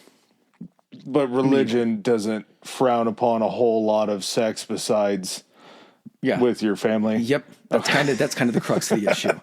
So there's this Faith Militant uprising, and Aenys isn't really doing anything. So I want to say it might be his uncle named, or it might have been his older brother, Maegor. Sorry, not older brother, because Aenys was the first in line. Might have been younger brother, might have been uncle. Pretty much kind of stages a coup, kicks Aenys off the throne, takes over, and then smashes the Faith Militant. He ends up getting the nickname Maegor the Cruel because of the shit that he did during this uprising. But he does end up finishing the Red Keep that Aegon started. He ends up finishing the castle inside King you mentioned that earlier. Okay. And then on another one of the hills, I want to say it's Rhaenys' Hill. They end up building what's called the Dragon Pit. And it's this huge coliseum with a giant roof on it, and it's where the dragons live. So there's dragon handlers. This is where the dragons have like pens and stuff like that. So all the eggs that they're getting end up here? The eggs still stay on Dragonstone because it's a volcanic island, and it's where they can use like the thermal heat and everything. Because dragons, that's where they were used to making dens. The dragons that were kept in the Dragon Pit were probably ones that had been claimed by like Targaryen riders. And that's also a common theme that occurs. Even if you're a first son, second son, you go and you try to bond with a dragon that doesn't already have a rider. So you have these kids coming in, seeing these dragons that some of them are enormous and some of them are just like smaller hatchlings, and they end up bonding with them. And if you're lucky, you get one that's a little bit older that's already big, or sometimes you get one that's just, barely out of the egg. And all the riders are still Valyrians. That's the whole thing. That's kind of the crux of the issue is you have to have Valyrian blood to be a rider. And this is through magic, or is this just a rule? It's got to be magic. Okay, so if you try to come over as a Stark? Yeah, like a Stark, you're not going to be able to ride these. These dragons are going to know that your blood is of Stark blood, not Valyrian blood. That was one of the first indicators that Jon Snow was a Targaryen, is one of Daenerys' dragons landed in front of him, and she's on the back, and it walked up to him, and it kind of bent its nose down and let him touch it. But that was fun. Yeah, just a cool scene. To see. Huh. So, okay. So we get Maegor in. He, he finishes the Red Keep, starts on the Dragon Pit. Bad guy. And because, having a name like the Cruel probably doesn't mean you're well liked by the people. In 48, he ends up being overthrown in a revolt. and Jaehaerys the First is in. He pretty much goes to the church and he's like, okay, here's the deal. We will make the crown and the Targaryens the defenders of the faith. We will promote, and the official faith will be Faith of the Seven, as far as, the Seven Kingdoms. The North is still, again, doing their own thing. I think even some people in the North might might worship Faith of the Seven. He's like, but let's end the uprising. And the guy's like, cool, we'll go ahead and end it. So he ends up ending this revolt. And they do get an exemption that the Targaryens can keep banging their family. So it's a loophole. Still, that's the one loophole that they wanted. Still a decent deal. So, also around this time, the Night's Watch has fallen on hard times. It's no longer the prestigious role that it used to be. What it basically kind of becomes is a penal colony. To get people to serve at the Night's Watch, they get rapists, murderers. It might not be as prevalent at this time, but during the actual series for Game of Thrones, that's all who's pretty much up there. Like a voluntary Siberia? If you're sentenced to death, you can take the black, and that means you're going up to the Night's Watch to serve. But it's basically like Siberia. Mm-hmm. Yeah. And you can go up there yourself, or you get sentenced up there. You get sentenced up there. Okay. Yeah. So this isn't like you're not raising your hand to go up. And... Jon Snow does, because the Starks and the Night's Watch, because they're in the North, have always had this relationship. And Ned's brother actually is in the Night's Watch as well, because he was like the third brother, so he knew he wasn't going to inherit anything. And he's like, this has always been something. Our ancestor built the wall. Yeah. But at this point, there's not even enough people in the Night's Watch to man all the castles. They end up having to leave the main castle called the Night Fort and move to a place called Castle Black, which is kind of centered in the wall. And that's the one that's actually featured in the show. What's going on the other side of the wall right now? There are groups of people. They call them wildlings. They call themselves the free folk because they don't have a king or anything. There are still giants there. They're rare. There are different aspects. There's a group of humans called the Thens that are like cannibals and everything. But I mean, there are still people there. The others, White Walkers, there's a little bit of activity, but they're still, I mean, the free folk are like, yeah, these things are real. But again, this is a legend to anybody in Westeros. As far as any information going up past the wall, there's probably none. Like they have no idea what's going on in Westeros. Nope. The Night's Watch will do things they call rangings every now and then. They'll send out small scouting parties. A lot of the time, they just keep trees cleared back from the wall like 500 feet. But they'll also go out to see if wildlings are approaching the wall or anything like that. Great rangings are essentially things where they go deeper, like into wildling territory with like a larger force. But for the most part, they're kind of staying on the top of the wall and just looking out into trees and white. So it's not like a World War Z situation where they're trying to climb the wall to get over and in. No, there are still, every so often throughout history, there have been wildling raids where they've either maybe gone around the wall, they have scaled the wall, but you can't really do that in a large force. I mean, it's 700 feet. Or each of the forts, I think, has a gate that goes through the wall. Mm-hmm. When they abandoned the forts, though, they caved those in. So maybe one was dug out or something like that. But it's very few and far between that there's wildling raids on the south side of the wall. So the wildlings don't really give a shit what's going on in Westeros at this point. No, they don't have I mean, I'm sure they'd like to be somewhere warmer. Yeah. But they're not going to go somewhere where they're going to constantly trying to be killed. Yeah, okay. So in 101... there's this secession crisis. It's averted when this council steps in, and the previous king didn't have a direct heir. So, you just said his name. Not the terrible. Oh, Maegor the Cruel. Yeah, is this where the succession crisis happens? No, so there was Jaehaerys the First, who was the guy that negotiated with the church to end the hostilities. Yeah. I think when he dies, that's when there's secession crisis. this council ends up stepping in, and they're like, out of the Targaryen line available, the ones that are legitimate, not bastards, because other Targaryens that are second sons and third sons and everything, they just be fucking. So there are, white-haired, in some situations, bastard children run around the Seven Kingdoms. The Valyrian line seems to be growing again. Not the legitimate one. That comes into play too. That causes a huge issue. So Viserys I ends up being elected as king. Now in 132, so we're a few years later. What was his tie to get the crown? I want to say he was like the son of the brother or something like that. It was between him. This is where we get to the show. The show starts at this point with this council. Dance of Dragons does. It was between him and his cousin, who would have been Queen Rhaenys. Again, this is repeated names are going to pop up a lot in this. So she ends up becoming known as the queen that never was. They still get along and everything. They're not enemies or anything like that. But he ends up getting elected. He's a pretty good king. And in 132, he ends up dying. So there's a little bit of a lead up to this. He ends up, I can't remember, he might have married his sister. I'm pretty sure it was probably 90% chance he married his sister. And they end up having one child, and it's a daughter named Rhaenyra. And Viserys has a brother named Daemon. And until they had a kid, Daemon would technically be the next heir.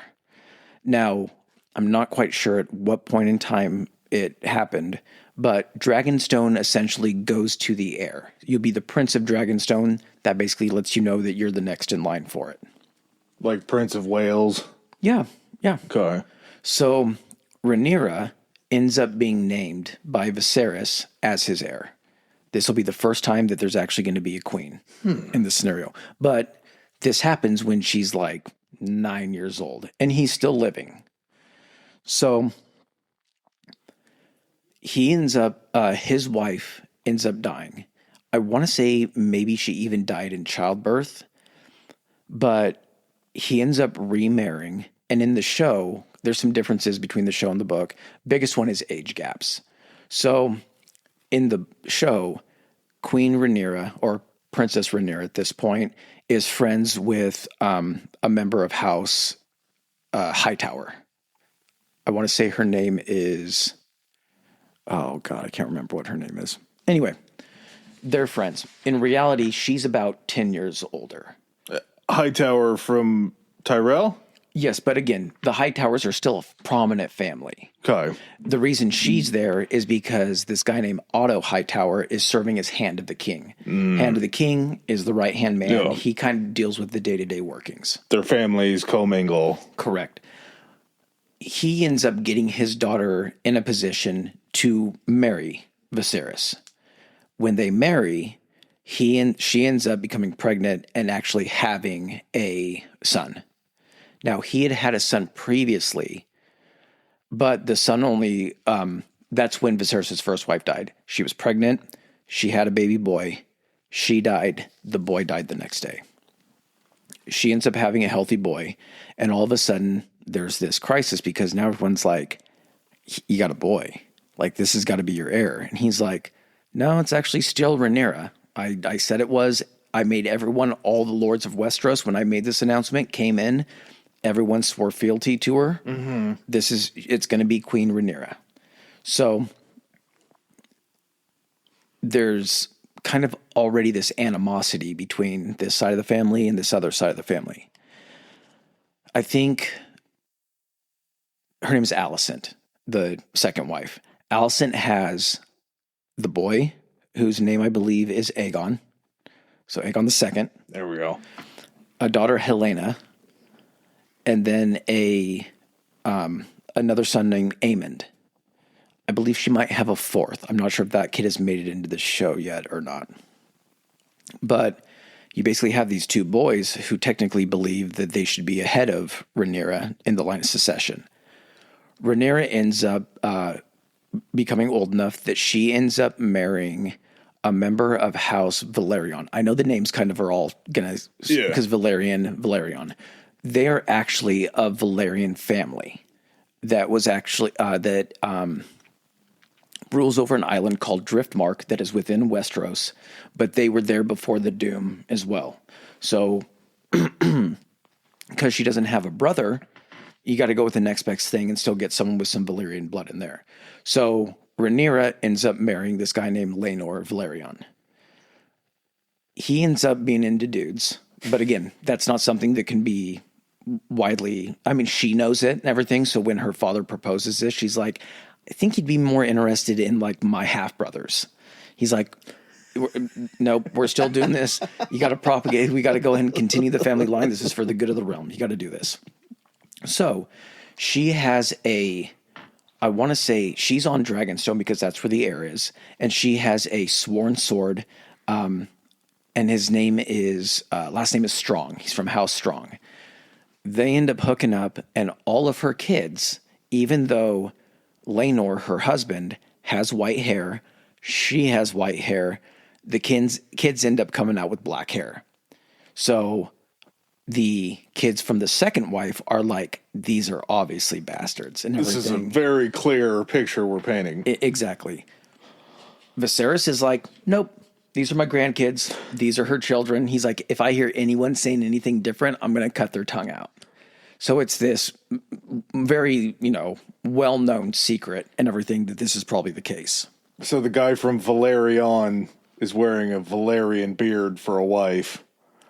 Yeah. And just, he's not even questioning this. Obviously, he knows what's going on. Oh, he knows he's not having children with this woman. But I mean, like, he's still, these are my children. He's keeping up the appearance, too. Yep. He's just like, I don't know. I believe he has like a partner or something that they keep in secret and everything. But he also knows from his family is like, yeah, you guys, these are your kids for the good of the family. These are your kids. And he raises them like his kids. So Viserys ends up dying. This is a real me, myself, and Irene type situation. I understand that. Yep. So Viserys ends up dying. And all of a sudden, Rhaenyra is on Dragonstone. Word doesn't travel fast. What did I say her name was? Alina? No, I can't remember now. Too many freaking names. Anyway. A lot of A's. So the second wife is like, they discover the body. She's like, no one say anything. She leaves the body in there for a week. They, because her son, her son, okay. So there's these people called the something sisters, silent sisters, and they're like the nuns of the faith of the seven. They're supposed to be called, perform the, body rites, confirm everything, and then set him up for a funeral. They don't call anybody. They have a week that they're basically like, all right, everyone loyal to this side of the family is pretty much here in King's Landing. We're just going to make Aegon king. Aegon, the crown from Aegon the Conquer is here. The sword from Aegon the Conqueror is here, and possession is 9/10 of the law. We're in King's Landing. And most importantly, Rhaenyra is not here. Mm-hmm. So by the time word gets to Rhaenyra, they've pretty much already had a coronation, and the Faith of the Seven has crowned Aegon II as the king. Oh, that's... At some point, Laenor dies. So Laenor Velaryon, Rhaenyra's husband, and Daemon, her uncle, comes into the picture, who has always kind of been in the picture. He's been cast out because he's kind of an asshole. He's like the black sheep of the family, and he's also still kind of pissed that he didn't get to be king. He ends up coming in and marrying Rhaenyra. They always had this kind of weird relationship. There was even a rumor, one of the reasons he might have got expelled from court was that he might have taken Rhaenyra's virginity. Yeah, it's fucked up, man. Oh, previous to the children. This was before their marriage. Yeah, before Gotcha. Laenor and her had even gotten married. That was, okay. This stuff all just makes sense in my head. I forget that some people, this sounds weird. We're talking, Uncle Niece is always going to be weird. I mean, I'm sure there's genres on the internet where you could see this story play out, but so this happened, hopefully not when she was a child. It was before she had a suitor, so this was when she would have been like teens. Tough. Okay. Yeah, it's some tough shit here. It's fake.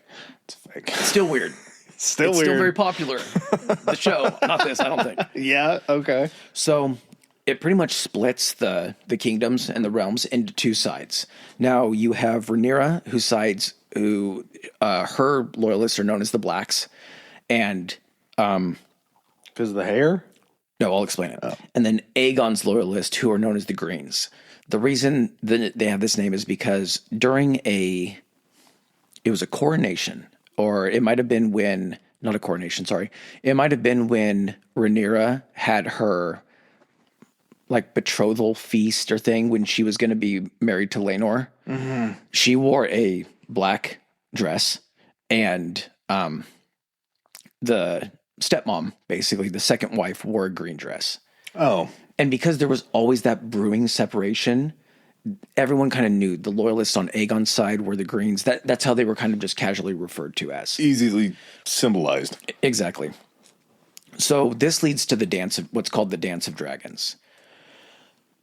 Just to kind of sum it up a little bit. Oh, these guys have dragons, huh? Yeah, both Son sides. of a bitch, I forgot about the dragons. How did I forget about both sides do. All right. So the Rhaenyra side has actually like a lot more dragons. I think they have 9.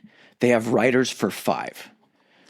The Greens, the side for Aegon, has I think 4 dragons, but they have the largest one because his younger brother Aemon ended up pairing with Vhagar, who is the only dragon left from Aegon's conquest. So it's the oldest and largest, pretty much the most powerful dragon. But you said he was born in Dragonstone?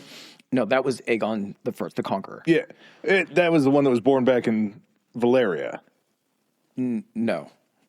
I know Aegon the First? Aegon the First. The one that had I'm going to fuck it, was Bartholomew? Balerion. Valeria. Yeah, so Valeria was the dragon left over from Valyria.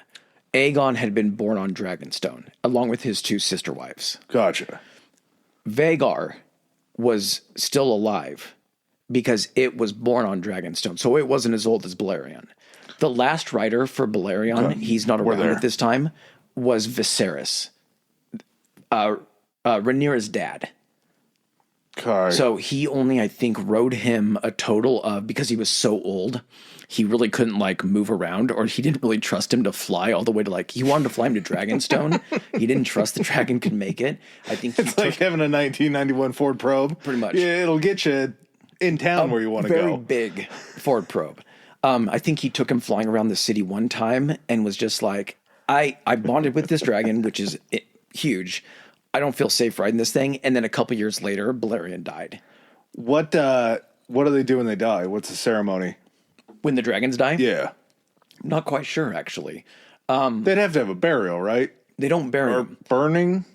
When the Targaryens were in power during this time, the throne room in the Red Keep was lined with the skulls of the dragons. Oh, hell yeah. So on each side of the throne going down. That's awesome. So okay. Balerion's was closest to the throne, and it was massive. All right, so what ends up happening during this Dance with the Dragons, you have these 2 different factions. One controls King's Landing, one is on Dragonstone. They both have houses that are loyal. Some houses, mostly all the houses, had declared for Rhaenyra when her father made them all come in. But because Aegon is a male heir and also in possession of King's Landing, he also has those houses that are loyal to him. Daemon has a dragon named Caraxes.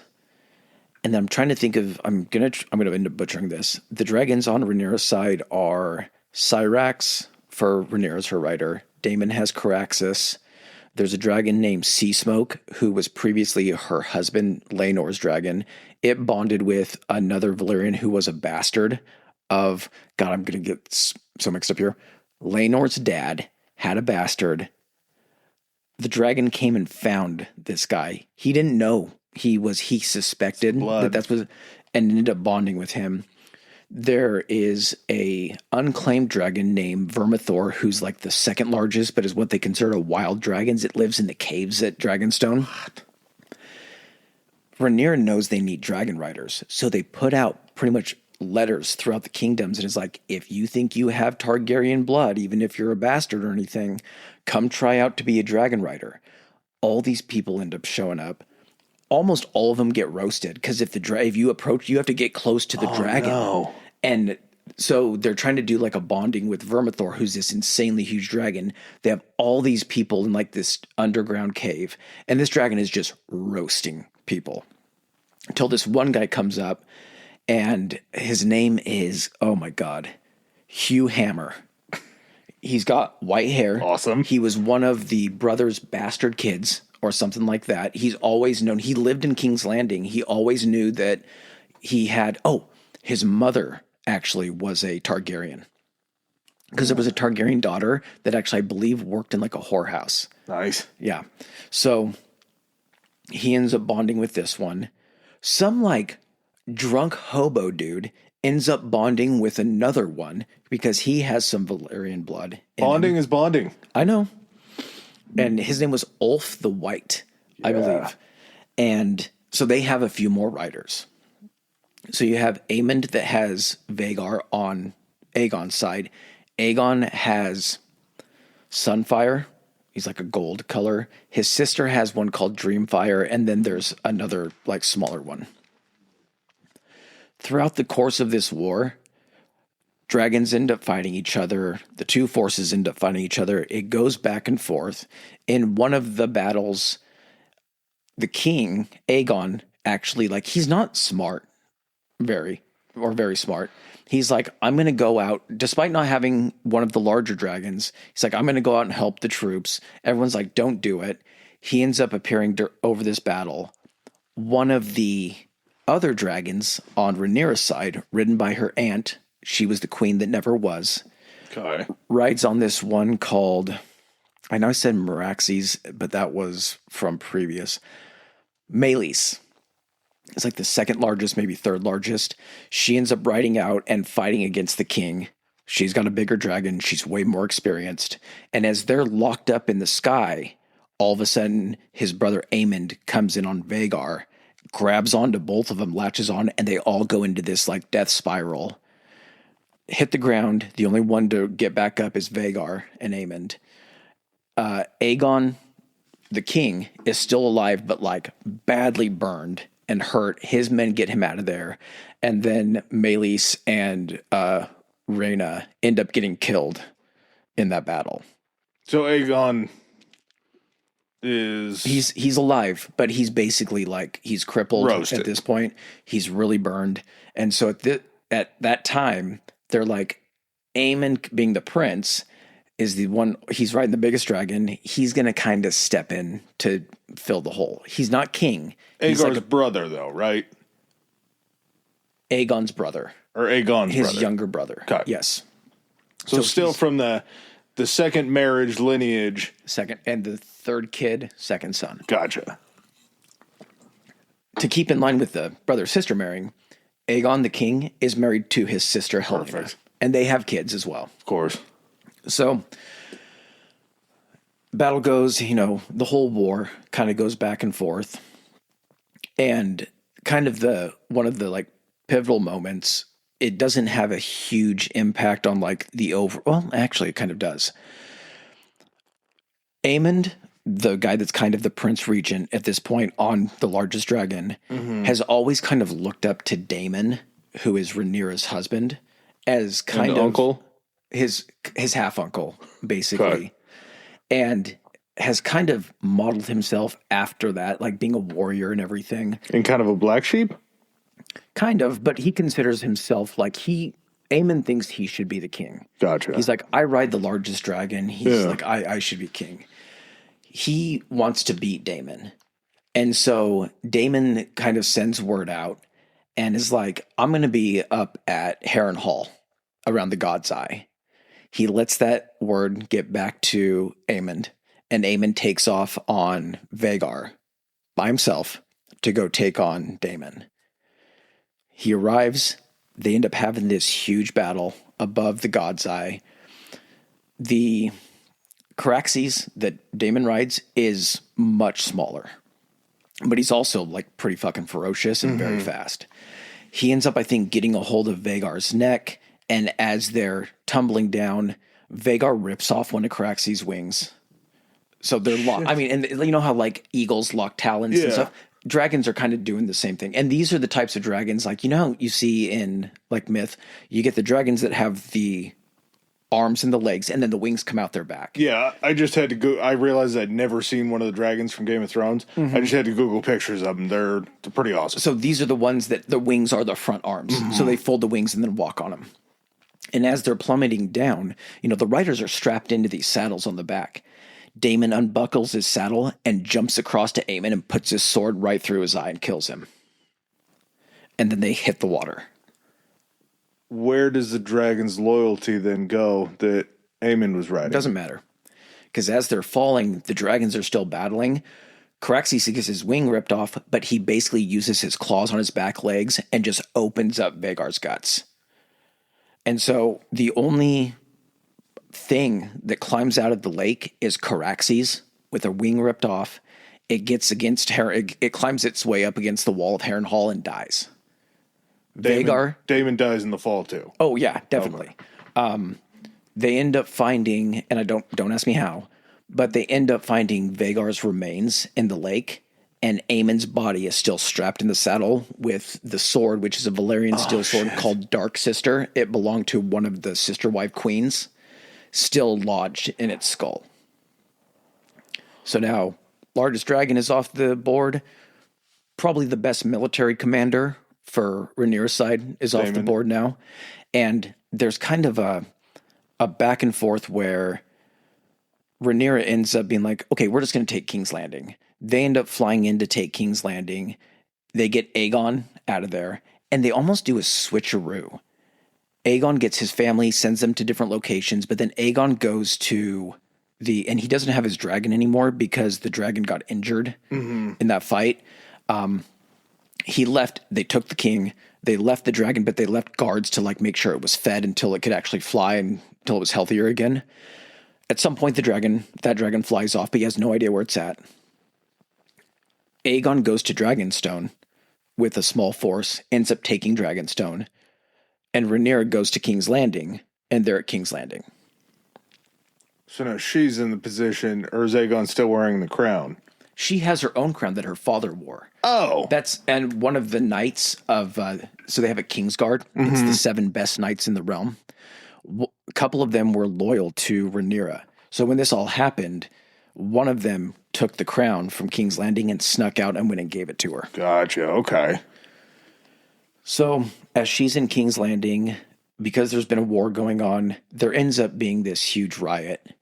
And in the riot, they're like, all of this destruction has been caused by the dragons. There's this guy named the Shepherd or something like that. That's basically the guy riling everybody up for these giant mobs and riots and everything. There's too many people in the city rioting to control. So they close the Red Keep. And all of a sudden, the Shepherd's like, we need to kill the dragons, storm the dragon pit. And all these people storm thousands of them. Why? They think that the Targaryen symbol, they want to throw off the oppression. The power from the Targaryens comes from their dragons. If they're without the dragons, they're just people. All right. That makes sense.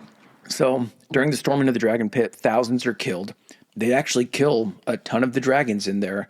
One of them gets loose, is killing a bunch of people, and ends up flying up into the ceiling and causing the dome to collapse and killing the rest of the dragons, killing a whole bunch of the people. As they're watching this, because they can see from the Red Keep, they can look out and see the dragon pit. Yeah. Rhaenyra still has her dragon, Syrax, like at the Red Keep. One of her sons, and during this battle, a couple of her sons have died as well.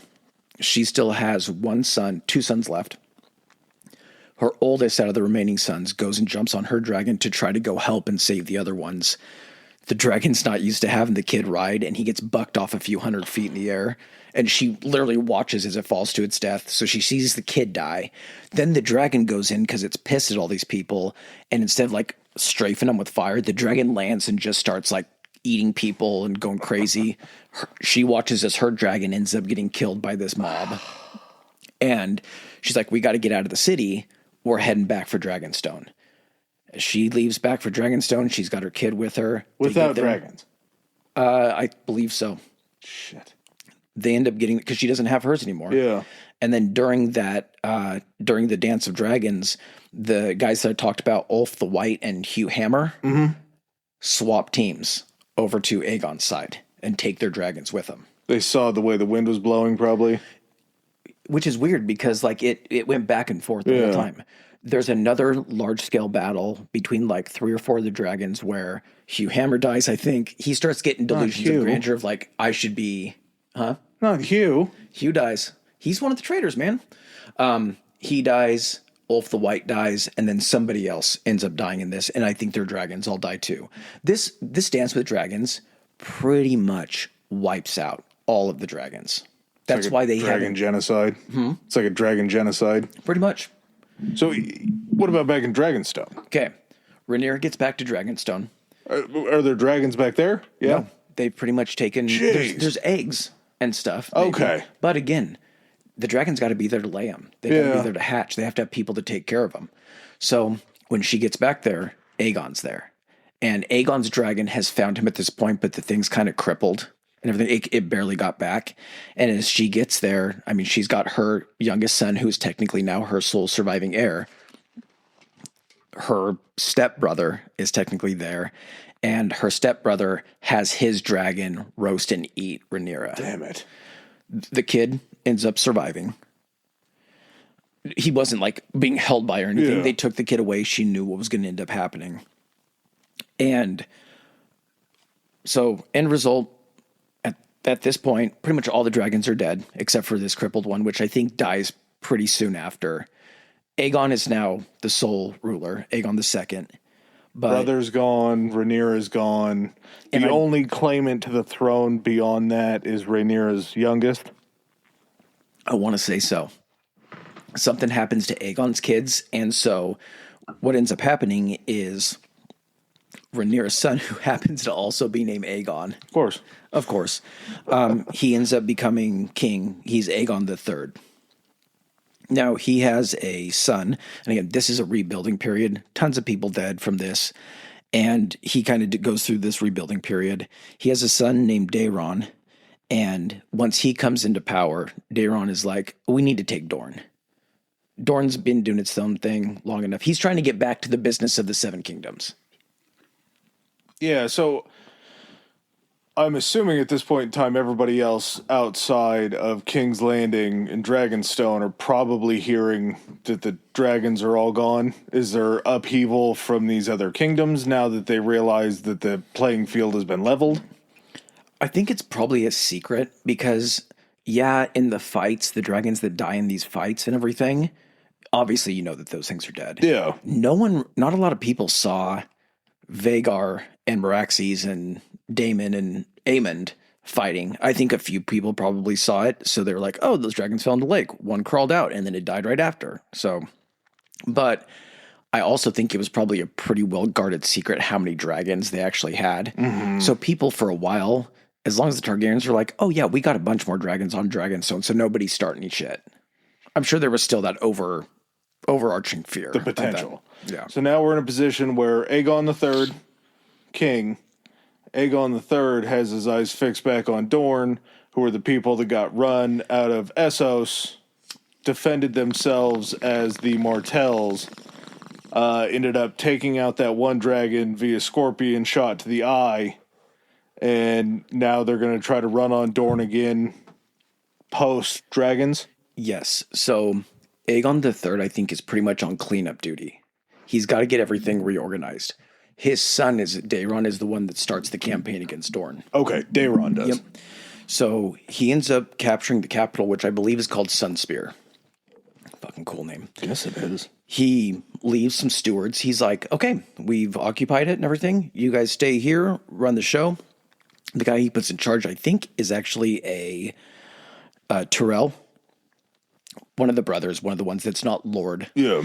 And he pretty much does kind of the same thing the dude that was in Poland did, the butcher of, I'm trying to remember. Rostov? No, we talked about him. That's a serial killer episode. I'm trying to remember what his name is. He ends up pissing off the local populace. They end up rising in revolt. They kick all of the Targaryens out, and then Daeron has to basically go back in there to try to retake it. He ends up dying, trying to retake Dorne. And his brother Baelor, who I believe was the second born, ends up taking over and establishing a truce with Dorne. I want to say he married someone, maybe like his uncle or maybe another one of his siblings. I want to say his sister. He married his sister to the Prince of Dorne, and now they have political ties. Some Habsburg shit. Oh, yeah. Yeah. This is going to become more prevalent. They're not going to... The kings are usually going to intermarry with the sisters and everything, but they're going to have a lot of other sons that they use to establish political ties. Baelor, though, ends up becoming this pious, holy king. So much so, in fact, that he lives a life of chastity. They create this thing called the Great Sept of Baelor, which is basically the largest and the main... It's the Vatican for the Faith of the Seven that he builds in King's Landing, so it's called the Great Sept of Baelor. And he has 3 sisters, though, and he's got those Targaryen urges. He's like, they're still good looking, they got that white silver hair, but I'm going to lock them up in this thing called the Maiden Vault so they don't tempt me with their feminine wiles. It's their fault. It's their fault that I feel these things in my loins. But what's going to happen? It's not the stupid fucking choice that I made to be celibate my entire life. That's not the problem. It's them. But what's going to happen when a king doesn't have sex? He's not going to produce an heir. Yeah, and he's probably not going to be thinking straight either. Mm-hmm. So he ends up being followed by, I want to say maybe like a brother's kid or something like that, named Viserys II.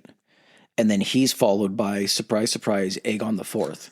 A lot of Henry and William and Edward type things going on with this. We are going to get to Jon, though. Let's go Ivan. This feels like more of a Russian Ivan the Terrible type family lineage. Maybe Maegor was Jon. I thought I had written Jon. Oh, no. We just got to him, actually. Nice. Aegon the Fourth. So we're in 172 to the 180s time frame after conquest. So Aegon the Fourth he's King Jon. He's got 9 mistresses that he's very open about that he keeps at court with him. He has a wife, and he just doesn't give a shit. He doesn't like his heir. His first son, Daeron II. His wife is Dornish, so he's got some basically hot Latin wife. And he also isn't like war horny. Daeron's just like, no, man, like we just have peace. And this guy's like, my kid's a pussy, and his wife's always telling me I should like try new foods and do all this kind of stuff. But so Aegon the Fourth, King Jon. This is where shit gets crazy again, because he ends up giving the ancestral Valyrian sword Blackfire. Again, remember, these things are like symbols of like your standing. Most precious metal in Westeros, for sure. Exactly. So he gives his sword Blackfire to his bastard son, Daemon. Now, I don't say Daemon the First or anything like that, or Daemon the Second, because you have to be king. That's when you get the numbers and everything. So his bastard son, is also named Daemon. He does this just because he doesn't like his heir, because he's got a foreign wife and he doesn't want to like kill anybody. He also, on his deathbed, legitimizes all of his bastards. He's got 9 mistresses. Oh, that's a lot of kids. And on the deathbed, he's just like, fucking fight for it, and just makes them all technically have a claim to the throne after his death. Surprise, surprise, this leads to the 196 Blackfire Rebellion. This is basically the legit heir, Daeron II, against Daemon, who then takes the name Blackfire as like his surname, his last name. Why wouldn't you? It's awesome. This splits the realm again, and the kind of culminating battle in this ends up being a thing called the Battle of the Redgrass Field. I think they said it was the largest battle, even bigger than the Field of Fire. More than 10,000 dead out of this. Daemon gets in a one-on-one with like the captain of the Kingsguard, so pretty much one of like the best swordsmen in the realm. He ends up beating him. but like defeating doesn't mean killing. You can just take him out of commission. He goes to get off his horse to like help the guy off the field of battle. And of course, like people in Daeron's military, I'm not saying this is like a sneaky tactic. It's just kind of funny how this ends. Yeah. He's got this like crack archer squad led by this dude named Bloodraven. Wow. And he's basically, he's the sniper squad. They end up volleying these arrows because they see Blackfire get off his horse, and they end up killing him. So it ends up being the rightful king, Daeron II, ends up being a victory for him. 3 years later, in thanks, to basically the Dornish who came up to help him during the rebellions, to give them thanks, he's like, I'm going to go ahead and marry... Oh, this is also where there's another sister marrying situation. He basically marries his sister to the Prince of Dorne. That is what officially brings Dorne into the fold. So when I said the sister got married to the prince, it happened now. There was just a truce with Dorne, like, we'll stay out of your shit and leave you guys alone. Okay. So I'm making a correction to myself on that one. When you're talking hand to hand, I know that maybe this is a different kind of semantics, but hand-to-hand combat, pretty traditional. We're seeing swords and shields on the battlefield. We're seeing archers. I know we talked about magic with dragons. Are there sorcerers on the battlefield that are casting spells? That's a very good question, because I did mention warlocks as well. Warlocks are a very rare thing, and they happen like over in Essos, kind of like Middle Eastern type shit. And as soon as the dragons are gone, that's like the last vestiges of magic that exists in Westeros. So it's pitched battles, swords, suits of armor, maces, lances, all that kind of stuff. Your traditional things that you would find at medieval times. Yeah, so Middle Ages battle at this point. Yeah, exactly. So after Dorne kind of comes into the fold as the Seventh Kingdom, you now have the official, Seven Kingdoms going on. In 209, Daemon II dies in this thing called the Great Spring Sickness, and Aerys the First, his son, ends up succeeding him. Then after that, a guy named Maekar, and then after that, I believe it was Aegon the Fifth. And Aegon the Fifth is called Aegon the Unlikely because he was like the fourth son. No one thought he was going to end up being king or anything. So much so. Okay, so there's a new show coming out called A Knight of the Seven Kingdoms. It's based off of a story called A Tale of Dunk and Egg. This guy, Aegon, we know who I'm talking about now. When he was a kid, he's like, I'm not going to be the ruler. So he wanted to go out and see some shit. So as a kid, he wanted to squire for a knight. He finds this guy who's known as a hedge knight. A hedge knight is like a low-ranking knight. Like, hey, you did really good in this battle. I'm going to knight you, but you really don't get a lot of land. You get some to kind of like get some money and everything, but they call them hedge knights.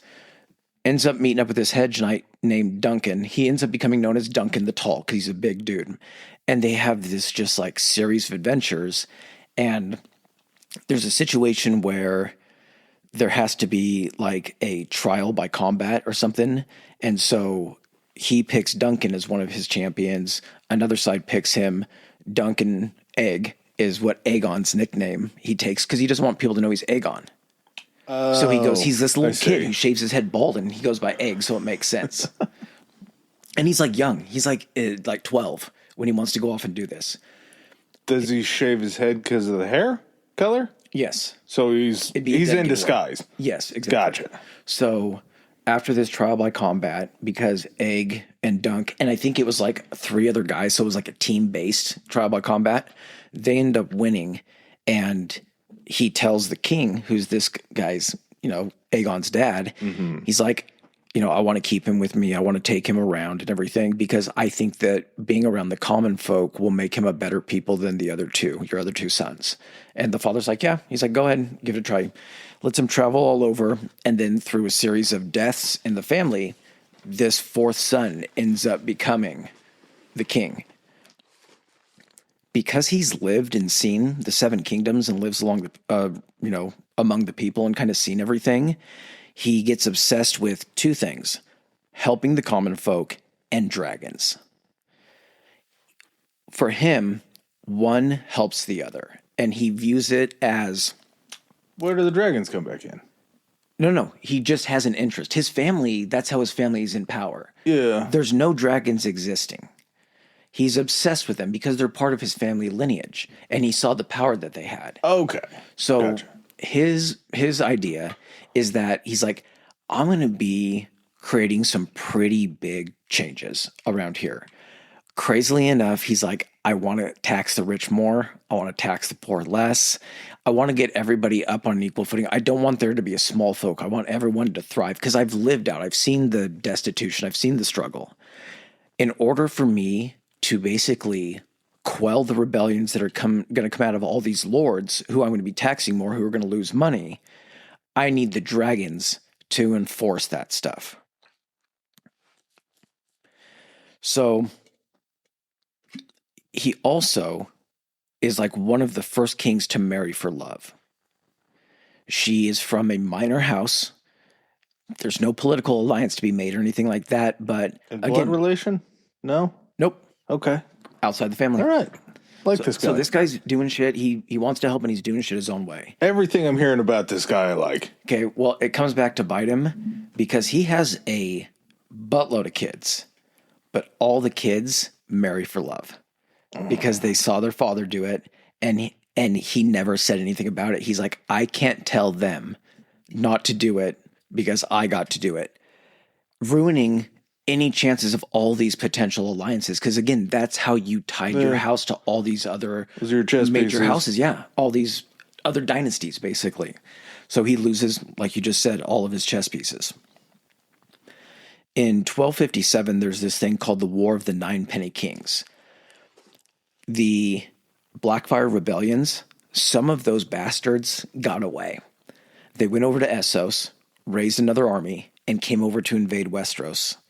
So the king ends up winning. So Aegon ends up winning this thing, but you get some people that distinguish themselves that actually are in like Game of Thrones. You get this guy named Barristan Selmy, who is the head of the Kingsguard at the time of Game of Thrones. He actually distinguished himself. I think he might get knighted during this like war. You get this guy who's a member of House Tully, who's the second brother, and his brother's name is Hoster. The Blackfish, I'm trying to remember what his name is. We're just going to go Blackfish. Perfect. So he's like, you're the second brother.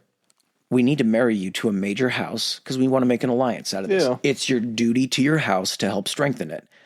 We're going to set you up with a great wife. I think she was a Hightower, and he would basically go down there to live and everything. And he's like, nah, I'm not going to marry. He's like, you're going to marry? He's like, nope, I'm not going to marry. He's like, some families have the black sheep. I'm the Blackfish. So that name stuck, and he went by Blackfish. So he strikes me, his niece, so his brother's kids, end up being the Stark's mom. It's Catelyn Stark. It's Ned's wife. So all the main Stark kids, that's their mom. So Blackfish is her uncle. So they go up north, marry into the Stark line, and those kids are from the Stark line in the north. So their mother is a Tully, their father's a Stark, but she has to have the last name Stark. Gotcha. So Blackfish seems like a cool uncle. Just the weird single uncle your whole life that everyone calls a cool nickname. I had a weird single uncle. Well, I guess I haven't seen him in ages, but he wasn't so cool. This guy sounds better than him. Yeah. My uncle was a Blackfish too, but a little different scenario. So the next year, after the War of the Nine Penny Kings, there's this thing that happens in this town called Summerhall. It was almost kind of like the summer home of the Targaryens. So again, Aegon is obsessed with bringing the dragons back. He has this idea that if he exposes the dragons to a large enough or powerful enough fire, the eggs? The eggs. Okay. They'll hatch. I need to get something as hot as the volcanoes or of dragon's fire, if that's how they hatch their eggs, whatnot. It ends up leading to the fire of Summerhall. It kills Aegon. It kills his heir and son, Prince Duncan. And this basically leaves it open for this other guy, Aerys II, to actually become king. Remember how, and I think it was when we were talking about leading up to the episode, the Targaryen madness, the interbreeding, the Habsburg shit and everything like that. Yeah, some real Hatfield McCoy type. So this is where it's going to kind of become prevalent that there is a little bit of madness, or have people think that that's what's the cause. So Aerys II ends up becoming known as the Mad King. He ends up making this 26-year-old kid, young adult, named Tywin Lannister, his Hand of the King. Now, Tywin Lannister is not Hand of the King when Game of Thrones picks up. He was the previous Hand of the King. So, but he's still a character. He's still the head of House Lannister. So this is just right. This is leading up to that point. Okay. So we're starting. And again, I know you haven't seen the show, so that would have meant something to you if you had seen the show. But it's Cersei and Jaime, the two brother and sister that are plowing. Okay. It's their dad. It's Dinklage's dad. It's P. Dink's dad. Oh, okay. All right. Yeah. He doesn't like P. Dink. I thought his name was Tyrone Lannister. Tywin? Tywin. Okay. So he has a king, the Mad King. Aerys has a son. His first son, his name is Rhaegar. Seems completely normal, everything. In fact, the people love him. And Rhaegar has a really interesting story because when he was born, his dad was already showing some instability. And the madness, the madness, he was becoming untrusting. There were rumors going around that Tywin was the real power because in actuality, Tywin knew what he was doing and was keeping the realm together. You know, the coffers were full. Everything was peaceful. So the king starts hearing this. He's already paranoid. He's already a little crazy. And then he starts hearing this information about how everyone thinks Tywin's really running the place. So as he starts to kind of show this instability and Rhaegar's growing up, Rhaegar's showing none of it.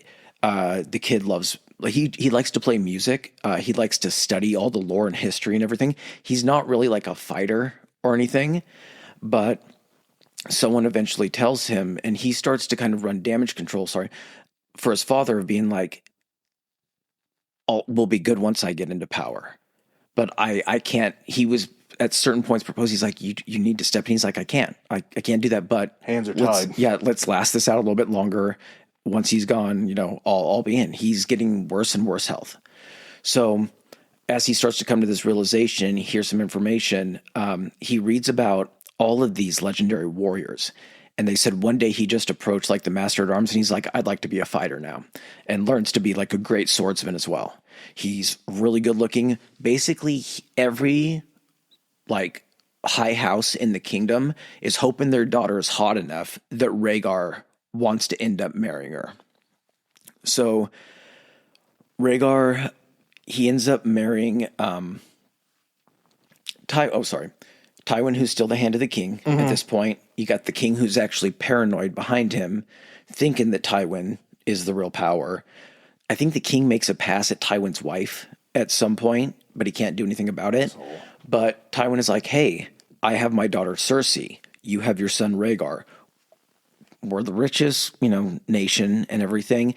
It would really make sense if our families were joined together. In the king's head, he's thinking this guy's just trying to get me out, get his family and, into the driver's seat and everything. So he's like, no, I'm not going to marry him to your daughter. Your daughter's not good enough for him. And he ends up marrying his son to the Princess of Dorne. Okay, so now we're back into Dorne. So now, and Dorne has always kind of been in the fold, but now they have a seat at the table. Their family is gonna be the other half of the ruling family of the Seven Kingdoms. Smidge rewind, because I can't get over the dragons. The fire that killed Aegar and his heir, that was used to try to hatch the eggs, correct? It didn't work. Okay. Yep. So dragons still off the table. Dragons still off the table. Okay. So 276, another son is born named Viserys. And then in 278, Robert Baratheon, who is the son of the current ruler of the Stormlands, his parents end up dying in like a ship accident in like the bay. Cause like there's a lot of storms. So I think they end up sinking and he inherits Storm's End. He is being fostered. A lot of, like their heirs would send a lot of lords or the heads of these houses would send their son that was going to be I'm mixing up my words here, would be their heirs, would be getting into power after them.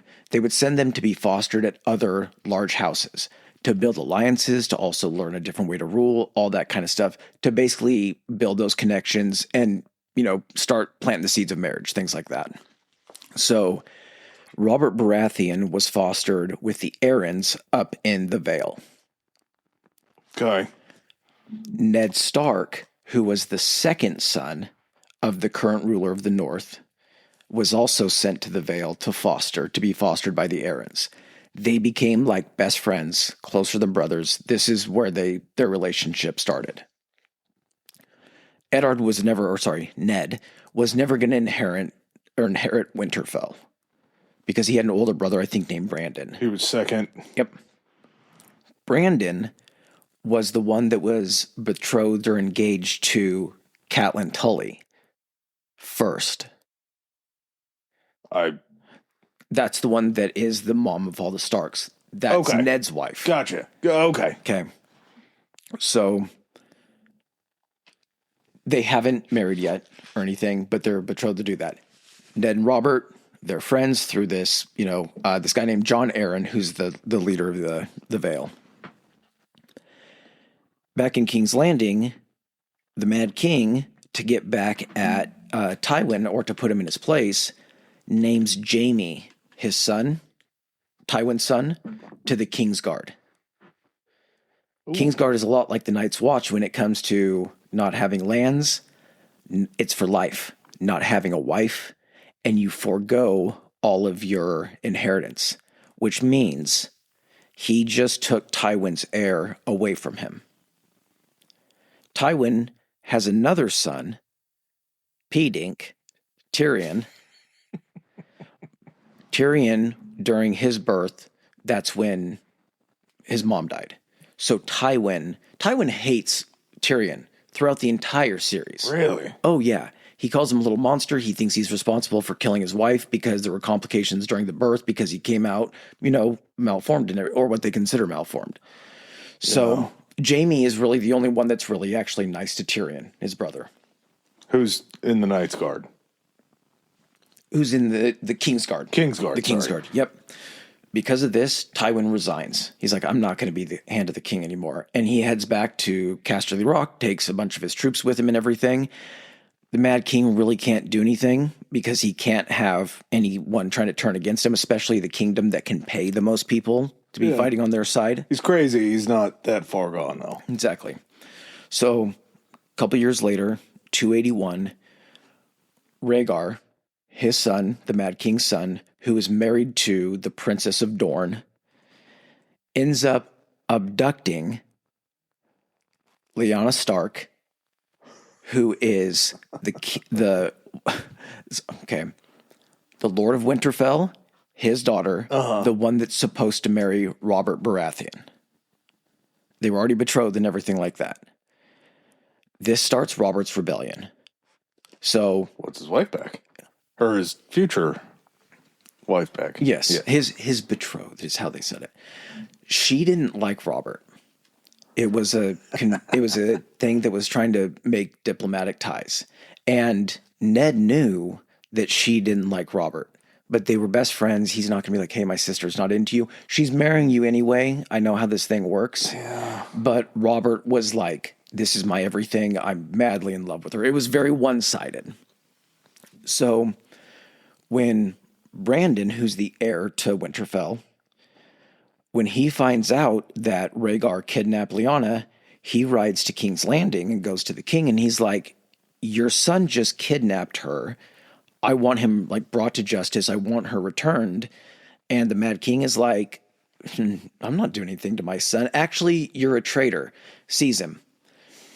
So now Brandon is a prisoner in King's Landing. He sends a letter up to the Lord in Winterfell, I can't believe I forgot this guy's name, but is like, come down and pay a ransom for your son. He comes down to get his son. He's like, actually arrest him too. He's a traitor. And so they're like, we request trial by combat. If you're accusing us of being traitors, trial by combat. Let us at least defend ourselves and try to prove our innocence. You know, the eyes of the old gods and the new gods. Oh, that would be how you prove it, is by winning, because the gods are on your side. Gotcha. The Mad King is like, we'll do trial by combat. I'm going to choose my champion, and I choose fire. He has them make a fire in the throne room. He suspends the father, the head Stark, up on chains, lights the fire underneath him, and then ties a strangulation device around Brandon's neck, ties it to the throne, and then puts a sword just out of reach. And he's like, if you can get the sword, you can cut your father down and save him. He tries to get to the sword, can't reach it. The thing tightens. As he strangles, his father burns. So you've just killed the Warden of the North and his heir. Everyone's starting to see what's going on here. He then sends notification, or I don't know why he's notification. He sends a raven to Jon Arryn, and he's like, I want Ned Stark. I want Robert Baratheon. You're going to bring me their heads. Jon is like, I'm not going to do that. So Jon Arryn raises his banners. The entire North raise their banners. Robert heads back to the Stormlands, which if you look at the map, King's Landing is between the Stormlands. Like strategically, the Vale and the North are very close to each other. They're separated by the Riverlands. But Robert has to sneak by Targaryen forces to get back to the Stormlands to raise his army. That's not easy.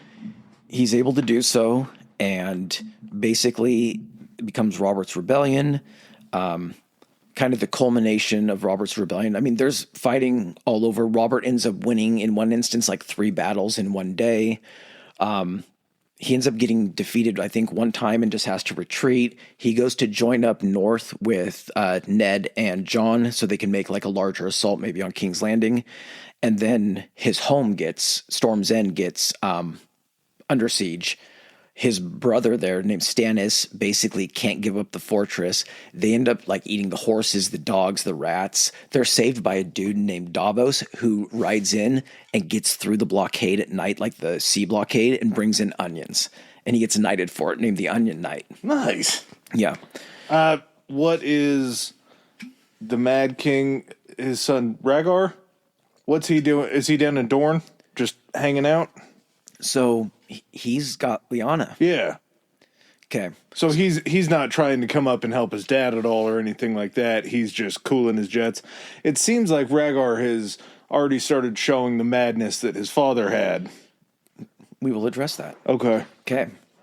So Robert's rebellion is going on, and Rhaegar is down at a place in Dorne called the Tower of Joy. And he ends up, this is going to kind of be the big battle that's going to happen. He knows what's happening. The North and all of them are consolidating their forces. Mm-hmm. So he leaves a few of his Kingsguard at the Tower of Joy, protect this thing at all costs. And he rides to then lead the army of the Lannisters and their, banners and everything. The big fight is the battle, I believe it's called the Battle of the Ruby Ford. And it takes place a little bit closer up kind of like in Tully area, like up in the Riverlands. There's a river called the Trident, and the reason it's called the Ruby Ford is during this battle, Robert and Rhaegar meet each other one-on-one. And they have a battle kind of in the shallow area of this ford. And they say it goes on for a long time. People are stopping to watch. And Robert ends up landing like a killing blow on Rhaegar. And when Robert's using a warhammer. Rhaegar's using a sword. Shit. And Robert's got this armor because it's a stag. He's got these big old antlers that go to the side. And Rhaegar's in like all black armor with like a red dragon and a bunch of rubies studded in a dragon symbol. When the warhammer hits his breastplate, it scatters the rubies all over the river. And that's why they call it the Ruby Ford. Oh. So he ends up killing him. After that happens, the loyalists to the Targaryens, the army kind of, scatters and everything. They start to march on King's Landing. Robert can't go because he was injured in the battle. And so he tells Ned, get to King's Landing, make them surrender, this is your revenge. This is where your father and your brother were killed. I got to jump back real quick. When Brandon died, they still needed to establish and maintain the Stark-Tully house line. Catelyn and Ned were then married. So she was literally just engaged to his brother. Yeah. Brother dies. They're like, Ned's here. They had never really even met. They get married. They consummate the marriage that night. The next day, he rides off to battle. Feeling a little bit lighter on his steed. A little bit. So Ned heads for King's Landing, and when he gets there, the city has already been sacked. Tywin Lannister had sat out this entire time. Really? He had been approached by both sides. The king was like, you need to be loyal to the crown. You need to come help us. Tywin just acted like he didn't receive the messages. Fuck you, pal. And that's why I left. Yeah. But he's still supposed to be... Yeah, loyalty. Thing is, Tywin couldn't go against him because he had Jaime. He never let Jaime leave his side. Jaime was his personal Kingsguard. So the king was like, if you try anything, I'm going to kill your son. It's a tough position. Yeah. So Tywin sees this happen, or doesn't see it happen, but here's what's happening on the Trident. And it's like, okay, I know who the winning horse is now. He marches his forces to King's Landing, and the king is like, Tywin's here. And he's like, I've come to help. In your hour of greatest need, I have come. I brought my 10,000 troops and everything. We'll defend King's Landing. And the Mad King is like, open the gate, open the gate. Even Jaime is like, you know that if you open the gate, they're going to sack the city. I know that guy. Mm-hmm. I know what he's going to do. That's my dad. Yeah. Yeah. Opens the gate. Sacking of the city immediately begins. Jaime ends up stabbing the king in the back and killing him. He saw the way the wind was blowing too. Yeah. He's no idiot. Mm-hmm. And as Ned Stark ends up getting there, he finds Jaime in the throne room, King's body at the foot of the throne, stabbed through the back, and Jaime's just sitting on the throne. So he's not like the king or anything. Robert's going to be actually the king because he has the strongest Targaryen ties, so it's the most logical one, and plus it was his rebellion. Yeah. This is where we start to stray from what's been written in the books and what the show shows and everything like that. But what ends up happening is Lyanna was not kidnapped. Lyanna left with Rhaegar. Where are we in these seasons? We're before the show. We're still pre-show. Still before but this the stuff show? Gets revealed during the show. Okay. So, sorry about the drinking thing. My mouth is dry. We got a long recording tonight, folks, so stick with the slurp noises, please. Sorry. So, Ned goes down there, and this is where we get to your boy the Mountain. All right. Okay. So, he was a house under House Lannister, House Clegane. This dude is obviously a freak. He's like Tywin Lannister's attack dog. Mm-hmm. He sends the Mountain to go kill Rhaegar's wife and Rhaegar's kids, which he does, and then he also rapes her. Tough. Yeah. So Ned gets there, sees Jaime on the throne. Jaime's not claiming the throne or anything, but he looks at me, he's like, Kingslayer. Even though it's the Mad King, it's still, there's a taboo about killing your king.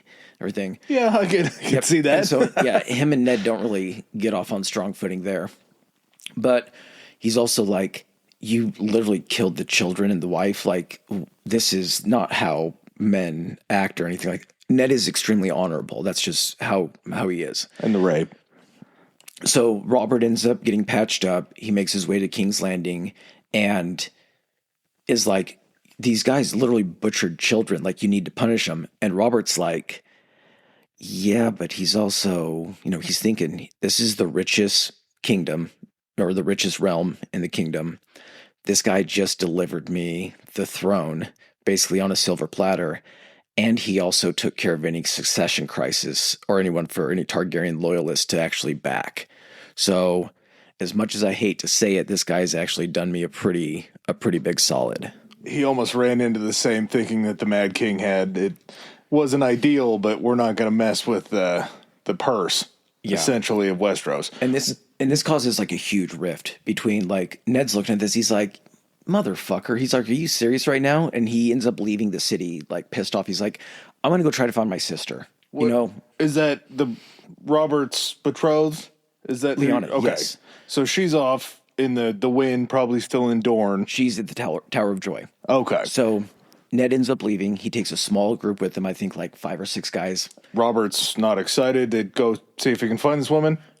Ned's going to do it. It's his sister and everything. So I think he trusts Ned to just do it. And then he's got to start doing king shit and everything. Do his fucking coronation, all that stuff. So through finding out information, everything, Ned ends up finding out that Rhaegar came from the Tower of Joy. He ends up getting there. There's Kingsguard protecting it. One of the dudes is like the greatest swordsman like to ever lived. His name is Sir Arthur Dayne. He's called the Sword of the Morning. And there's, I think, 3 of the Kingsguard, 6 or 7 of Ned's guys. Comes down to Arthur Dayne, Ned fighting.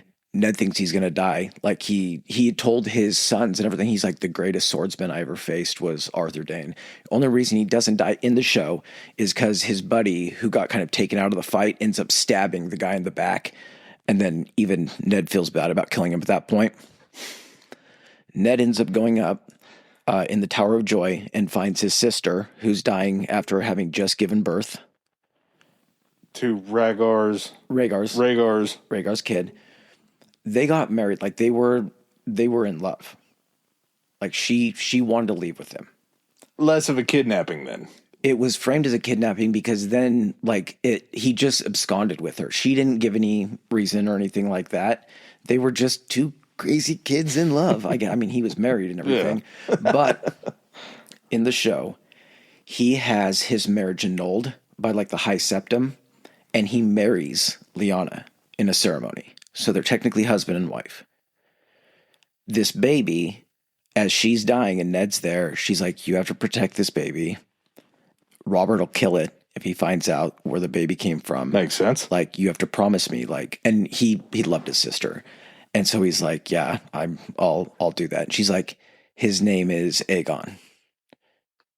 So Ned ends up coming home, doesn't go back to King's Landing. He ends up just heading north and basically shows back up at Winterfell to Catelyn, who had gotten pregnant during their wedding night, has a son who's older, obviously, than this baby he's bringing. Than Aegon. Yep. Jon, at this point. This is Jon Snow. Oh, and the reason shit. His last name is Snow is because bastards that are born to, let's just say nobility in those areas, depending on where they're born, they have a special surname. If it's in the north, your last name is Snow.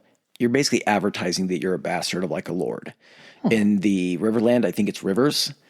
In Dorne, it's Sand. In the Stormlands, it's Storm. So you have these people with these last names that are basically just like, I know you're a bastard from this place. So it brings back, Ned is like, I had an affair, I slept with a woman and I had a child during, and Catelyn's like, she's like, he was off at war and all this kind of stuff. But Ned grows up, basically treating this child like at a distance a little bit. He's raised with Ned's biological kids. They end up having, so their oldest son, Robb, then a girl, Sansa, then a boy, Bran, then a girl, Arya, then another boy, Rickon, and then Jon. And Jon is raised just like I don't think he's allowed to sit at like the family table when they're doing like dinners and feasts and stuff like that. But Robb and all the other kids is like, this is my brother. So technically, Jon is Aegon Targaryen. He's the rightful heir to the throne because he's the legitimate son. He wasn't a bastard because they were married. So this is kind of the crux of like the last like season of the show and all that kind of stuff. And Jon finds out that he's porking his aunt when he sleeps with Daenerys and all that good stuff. Yeah, spoiler alert if you haven't got to that point. But yeah, so the Robert's Rebellion, the show picks up, I want to say like maybe 17 years after Robert takes the throne. And the whole point is that the Hand of the King, who was Jon Arryn, the one that, fostered them and everything, he ends up dying. Robert comes north to ask Ned to be handed the king. And then everything, that happens in the show, which you don't know. It just, maybe I'm getting hung up on personality. I got to say, this is the first fictional history that we've done. And I think it's just because I'm so far removed from any of the content. Like, I lost myself in this one. This one felt like the first thing that we set out as with with fictional history of like telling it exactly like you would tell a historical story, like it was real. I feel like this one is very much like that because get away from the dragons and it seems like medieval history because it's got all the same type of like marriages and like territorial and all that kind of stuff. Well, I understood Star Wars. I've seen Star Wars, Lord of the Rings, exact same way, Harry Potter to a certain extent. And so I have background for that. Yeah. All this feels like it could just be coming out of a textbook because it's the way that it is. So, moral Ned. Ned, the guy that was questioning all of the killing that was going on from the mountain, that then questioned his friend Robert about punishing them for killing all the kids. Noble Ned goes down and finds his sister and brings back the kid, brings back Jon Snow, and says, I banged somebody else while I was gone. So Noble Ned kind of throws down his, I guess, morals to try to protect Jon Snow. His honor, which is like the most important thing to him. Yeah, okay. I guess I can see how that still follows the line. His wife. And he's making his wife live with this dishonor, keeping a secret to his sister. Okay. Yeah, all right. So after the rebellion, Robert, because Lyanna's dead, her death kind of brings Robert and Ned back together and everything. Tywin's like, oh, hey, I have a daughter. And so Robert's like, okay, we need to get stability in the kingdom and everything. He ends up marrying Cersei. Jaime gets to stay as part of the Kingsguard. They get to stay to where they're in proximity enough to bone. They end up having all of the kids that are supposed to be Robert's kids and everything are all Jaime's kids. So you get Joffrey first, you get Tommen, or Marcella, then Tommen. I don't know if those two are interchangeable, but Robert thinks they're her kids. I'm just going to give you a breakdown of a little bit. I can do this in 15 minutes. Okay. Jon Arryn dies. I'm going to go ahead and just give you the spoilers as they happen so I don't have to backtrack so I don't forget anything. Don't worry about 15 minutes. Take as much time as you need. Okay. Jon Arryn suspects that there's something going on and that Robert does not have any legitimate heirs. Robert is kind of the king that, he also kind of has sex with his wife. She hates it. In fact, she says that she's been able to avoid him finishing because he's usually coming into bed drunk, but he just likes to whore around. Robert is he's like King Ralph, kind of. And he never has love. Because his betrothed that got taken away, that was Ned's sister, never loved him. His queen doesn't love him if she's not letting him seal the deal. Well, she's not letting him pop inside of her. Yeah. And Robert didn't know that Lyanna felt that way. He was just kind of blind to it. Yeah. So what happened is, Cersei was like, I actually liked him in the beginning. He was strong and like he, was courageous and he was like, he had just come from battle. He was fit and everything like that. But one of the nights he came in just completely shithoused and got on top of me and called me Lyanna. And he's like, I knew that he was never going to love me like that or anything like that. I mean, Cersei's still like a grade A bitch and everything, but that's also like, that's what she uses as her like, her fuel for her, dislike of him and everything. Okay. So Jon Arryn is like, I don't think Robert's got any legitimate heirs. He's got bastards all over. And what he does is he's like, I'm going to all of these bastards and finding them. And I'm finding that regardless of the mother's hair color, blonde, red, white, anything, these kids all have the Baratheon black hair. He goes back through all of the lines of the Baratheon house, and as they describe the babies, or of the people, Horus Baratheon, black of hair, and he's like, these fucking kids aren't Robert's. They're the Lannisters' kids. So, he dies under mysterious circumstances. Robert. No. Jon. Oh, okay. His hand to the king dies under mysterious circumstances. What ends up happening is it's basically the Lannisters know that he's getting close. A guy that is the ally of the Lannisters is like faking like he's in love with Jon Arryn's wife because they grew up together. She's always had feelings for him. He's like, I'm going to need you to poison your husband. She does it. He's like, I'm also going to need you to send a letter to your sister. Her name, the one that poisons her name is Lysa. Her original name was Lysa Tully. She's Catelyn's sister. She's like, I need you to send a letter to your sister that says you think that the Lannisters poisoned Jon. Ned gets this. Catelyn gives Ned this letter, and he's like, I know Jon Arryn was like a father to you. He fostered you and everything. This letter is from Lysa. She wouldn't send this unless she was sure that the Lannisters killed Jon. Yeah. This happens very close, like maybe within a few weeks, of Robert riding north with like the entire royal court to offer Ned, basically be like, I need you to be hand to the king. He has this note saying that Robert's probably in danger, so he ends up taking the job. Go down to King's Landing. Ned keeps kind of trying to dig into Jon Arryn's death and finds out he had been researching certain things. Ned gets on the same scent and is like, these kids aren't Robert's. Robert ends up getting hurt in a boar hunting accident when his squire, who happens to be one of the Lannister kids, not his kids, but one of like the cousins or nephews, ends up getting him pissed drunk. He gets gored by a boar. They get him back to King's Landing because he's, days away in the Kingswood. It's already infected. He's dying. And he tells Ned, hey, I want you to take over as the king regent. I want you to try to raise Joffrey to be a good king. He's like, I never did anything with these kids. He's a fucking deadbeat dad and everything. He's off boar hunting. So that means Joffrey, who is going to be, Joffrey is like the psycho king that takes a good portion of the actual series. He's been basically raised by his mother, who's kind of a psychopath and a sociopath anyway. And because of the inbreeding, he's got a little bit of the crazies as well. Robert signs and says, I want you to be the regent. He goes and he's like, Cersei, I know your kids all belong to your brother. I'm giving you a chance. Robert has given me the regency. I want you guys to get out of here, take a boat, go across to Essos, because if Robert finds out about this, he's going to kill you guys. That was before the boar hunting accident. The next time he sees Robert, he comes back and he's injured.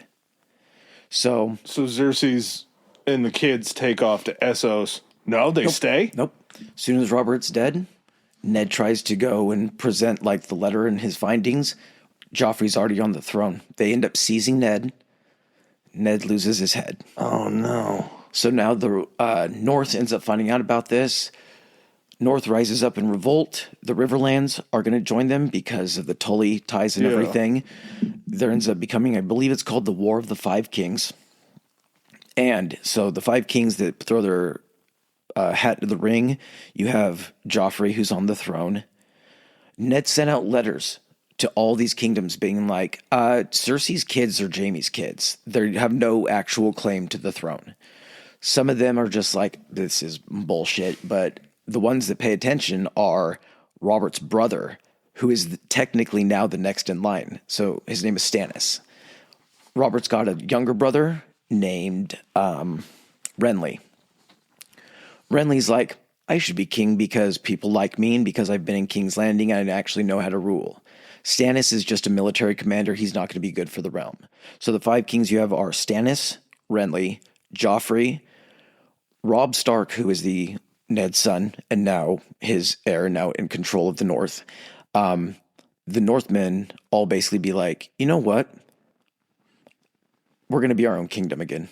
Yeah. We have nothing in common with any of the South or anything like that. Let them fight over everything. So they declare Robb as the king in the North.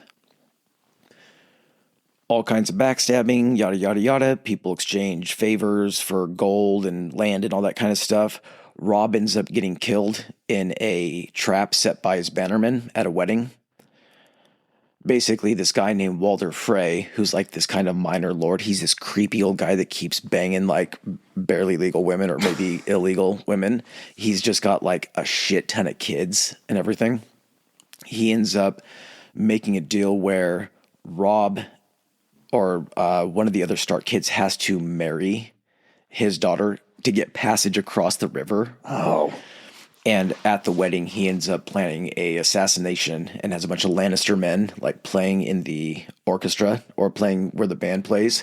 And they start playing. The event is called the Red Wedding. It's like when they make YouTube videos about people's reactions to reading something or watching something. I've heard of the scenes. It's that. So they start playing the Lannister song at this wedding. And all of a sudden they're like, what the hell? And these guys get up and just kill all the Lannisters. So they wipe out kill all the Starks. So they wipe out like the Stark leadership that's there. Fuck. Lannisters are bad people. Yeah. So at that point, there's really no leadership as far as the Starks go. Jon is up at the wall as a Night's Watchman. And then the other two kids that are technically the heirs to Winterfell, the castle gets taken by the fifth of the kings, which is might be Balon Greyjoy, who's in the Iron Islands. He's like, I'm just going to be king too. Greyjoys. Okay. Yeah, I'm just going to be kings too. So Jon ends up staying with the Night's Watch for a while. There's the fights down there. Stannis is still fighting. Renly's still fighting. Renly ends up getting killed. Stannis ends up converting to this religion that is like, hey, the White Walkers are coming back. You're this chosen one that's supposed to defend the realm. So he ends up kind of putting the king thing on hold and going to fight against the White Walkers, who haven't really they made kind of like little sporadic appearances, like beyond the wall. They haven't gotten past it or anything like that. And then, yeah, throughout the series, the Stark kids, 3 of them end up surviving. 1 of them ends up getting killed. They all get reunited. Jon finds out he's a Targaryen after he sleeps with his aunt. Daenerys has her 3 dragons over in Essos, and because she's a Targaryen, she comes back over to claim the Iron Throne with 3 dragons. The White Walkers get a hold of one of the dragons, bring down the wall. They invade the North, and a bunch of allies band together. They end up defeating the White Walkers. I'm not sure how it's going to happen in the books because this hasn't even happened in the books, but the battle, it's a cool battle, but in the show it happens at night. It's really hard to see shit unless your room is completely dark. But you have to basically watch it in the same environment that they're in. Kinda. And the Arya is one of the Stark kids. She travels over to Essos and becomes like an assassin. Ooh. Then comes back and she's the one that ends up killing the Night King by stabbing him with like a obsidian. They find out they're vulnerable to dragon glass, to obsidian. So she ends up killing him.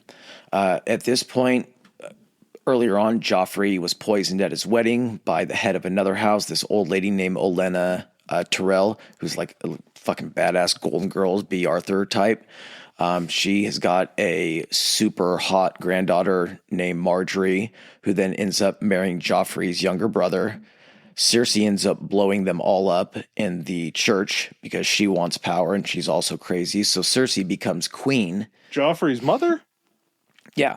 Blows up all the kids. Not the son. She keeps the son in the castle, but she finds out where like Marjorie's at and a whole bunch of her other enemies. Yeah. And blows them up in the... Wow. So White Walkers end up invading again. The North ends up beating them. Then they march down to fight Cersei. Daenerys ends up going crazy, torches the entire town of King's Landing, killing hundreds of thousands of people. Cersei does end up dying. Jaime ends up dying. Tyrion lives.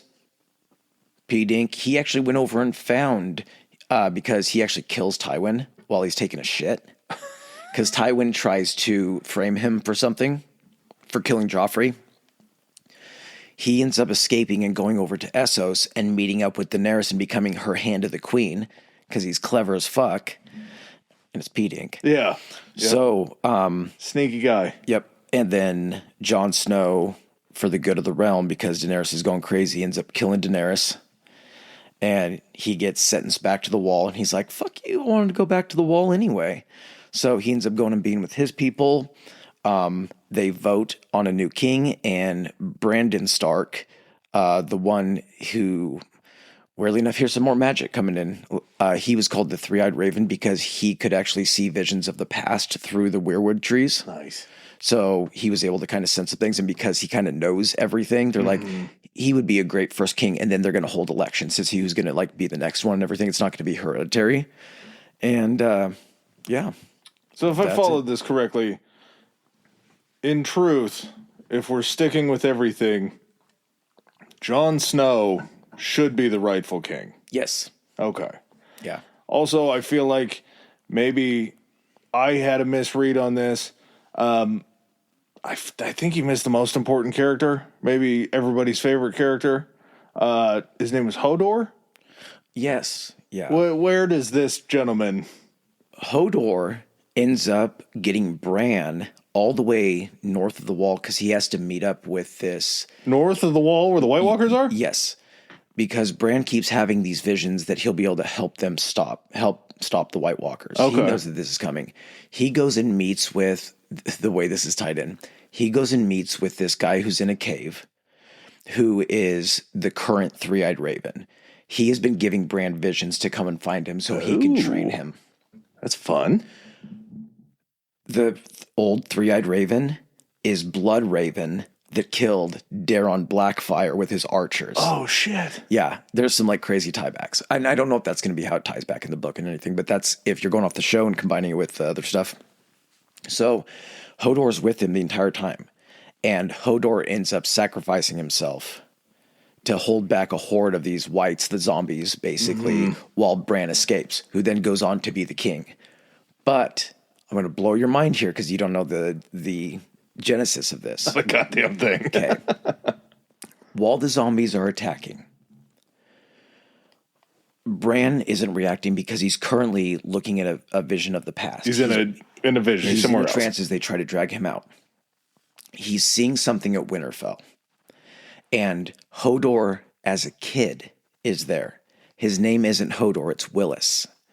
He's still kind of a simpleton, as you would say in everything, but he's not as much as he is as an adult. So he's like, okay. And as he's watching this happen, he goes into, Bran kind of wakes up, and he goes in to try to, I want to say, take control of Hodor while he's still in this memory. He's hearing their voices while they're under attack, and it's like, you got to take control, you got to block the door, something like that. The kid in his memory starts getting messed with in his brain and falls down, and as they're dragging Bran out of the cave, Hodor's leaned against this door, keeping all the whites in. As they're pulling away, the girl that's dragging Bran is saying, hold the door, hold the door, hold the door. That's what he's hearing as like an adult Hodor. Because their minds are meshed together through Bran, the kid in the past starts falling down and saying, hold the door, hold the door, hold door, Hodor, Hodor. And then that's all he can say for the rest of his life. So he turned out that way because Bran had gone back in the past in the moment and had done that. Inadvertently. They didn't even need a DeLorean. No. Wow. That's crazy. Yeah. Okay, now I see why he's such a lovable character. Now I see why everybody was so caught up in their feelings and Hodor didn't make it out. Did you ever wonder why you would see a doorstop with Hodor? Did you ever see that? Constantly. Yeah, because it would hold the door. Yeah. Okay. And that's pretty much caught up. Incredible. Like I say, this was full immersion for me. We could have been talking about anywhere else in the world that this was actual history. And it sounds like it's so well written. Being an outsider looking in and seeing the aggrieved people with how the series ended, you kind of explained it to me that there were some exits.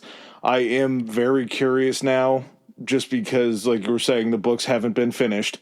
Yeah. If this provides a roadmap to kind of see what watchers liked and didn't like, so George can kind of lay the books out, maybe throw a bone or two to things that people, maybe Hodor gets more of a part in the books. Personally, and I don't want to be negative here, I don't know that George finishes. You don't think so? I think after focusing on this so much, and I say this as someone that is trying to put myself in that guy's shoes, and I do not blame him. You have been having to eat, sleep, and breathe these stories and characters for like 4 books that people have now put an insane amount of pressure on. Even if you're almost done with this book, you have to be looking back and being like, are people going to receive this? Or the fact that, guess what? Maybe after 4.5 books, you just get fucking writer's block. Or maybe because, we talked about Elden Ring a little bit earlier, that he helped out design like the lore and the environment, like the world and everything for that. Mm-hmm. Man, think of getting to step away from something you've had to do for the last 30 years and you get to do something else. And then you get to enjoy fame a little bit. And then I see it being something to where he should just get to be able to have his flowers at this point. We have a resolution to this story. It's not the one that people hope for. If he just wants to at some point come out, or if he ends up like dying because he doesn't look like he's in great health, and he just ends up leaving a note that says, Jon's Rhaegar, he ends up getting to be king, him and Daenerys marry, and they have a bunch of kids. The kingdom is happy, the end. Everyone will just be like, better than the show. There is something to be said. I think you kind of nailed it there perfectly. It's almost like these books, while they were a quote-unquote job as he was writing them because he was the author, he got put under so much pressure with the series that the fun that he had probably writing these books became an actual job. And eventually, you get burnt out. You don't want to deal with it anymore. Like you say, he has such a creative, kind of beautiful mind to be able to write those books. It's very, Tolkien-esque and everything. And yeah, it's more realistic than Tolkien, and kind of bases itself more in history. And here's the other thing too. I see it being a situation where the guys that created the show, they obviously had to go to him and be like, hey, what do you see happening here? Yeah. And he's like, this is where my ideas are. This is where I want to take it. And he sees the reception that the show goes. I'm not saying it's not unwarranted. It was a horrible ending as far as I'm concerned. But he's like, that sucks. Like, that's what I was going to do. And you could get dejected and be like, man, that's where I wanted to take it. That's how I wanted to end it. Now I know that if I put it out ending it like that, people aren't going to like it. Yeah, I didn't even think about that. Ultimately, he kind of got to run a test to be like, well, these people don't appreciate what I was going to finish up with. They loved what I started with. Yeah. They disagreed with my ending. So if I don't give them an ending and that's just how it ends. Maybe they get to imagine the ending as they want it. Yeah. Yeah. Yeah, I don't hate that at all. That's a good thought. That's a good way to end it. Yeah. Because I'm tapped. All right. Well, I hope you guys enjoyed me just Jon for about 3 hours. Thank you for piping in with a lot of questions. These things are honestly some of my favorite episodes. I say it every single time, but just to see the reception after the Harry Potter episode, I believe that there's enough love for Game of Thrones that it's going to hit. We didn't grow up with this stuff. I think that's maybe the difference is Harry Potter, there's a lot of nostalgia in it for people that are our age that grew up with the books. But Game of Thrones took the world by storm. I mean, it's got to be one of HBO's best franchises, and that's a long list. It's all things Dinklage. Dinklage is the star there. All right, well, I hope you guys enjoyed this one, and we'll catch you on the next time. Peace. All right, ladies and gentlemen, thanks for joining us for another episode. If you like what you heard, hit that subscribe and like button. Follow us. If you didn't like what you heard, still hit that anyway, because we'll probably cover something in the future that you do like. Please follow us on our social media. Adam, hit them with it. Our Instagram is Historically High Pod, Historically High POD, and we are on Twitter at Historically High. That's Historically HI. All right. And if you guys want to send in any feedback, suggestions, hit us up on those two, or you can even do it on Gmail. It's historicallyhighpodcast@gmail.com. Thanks again. Peace.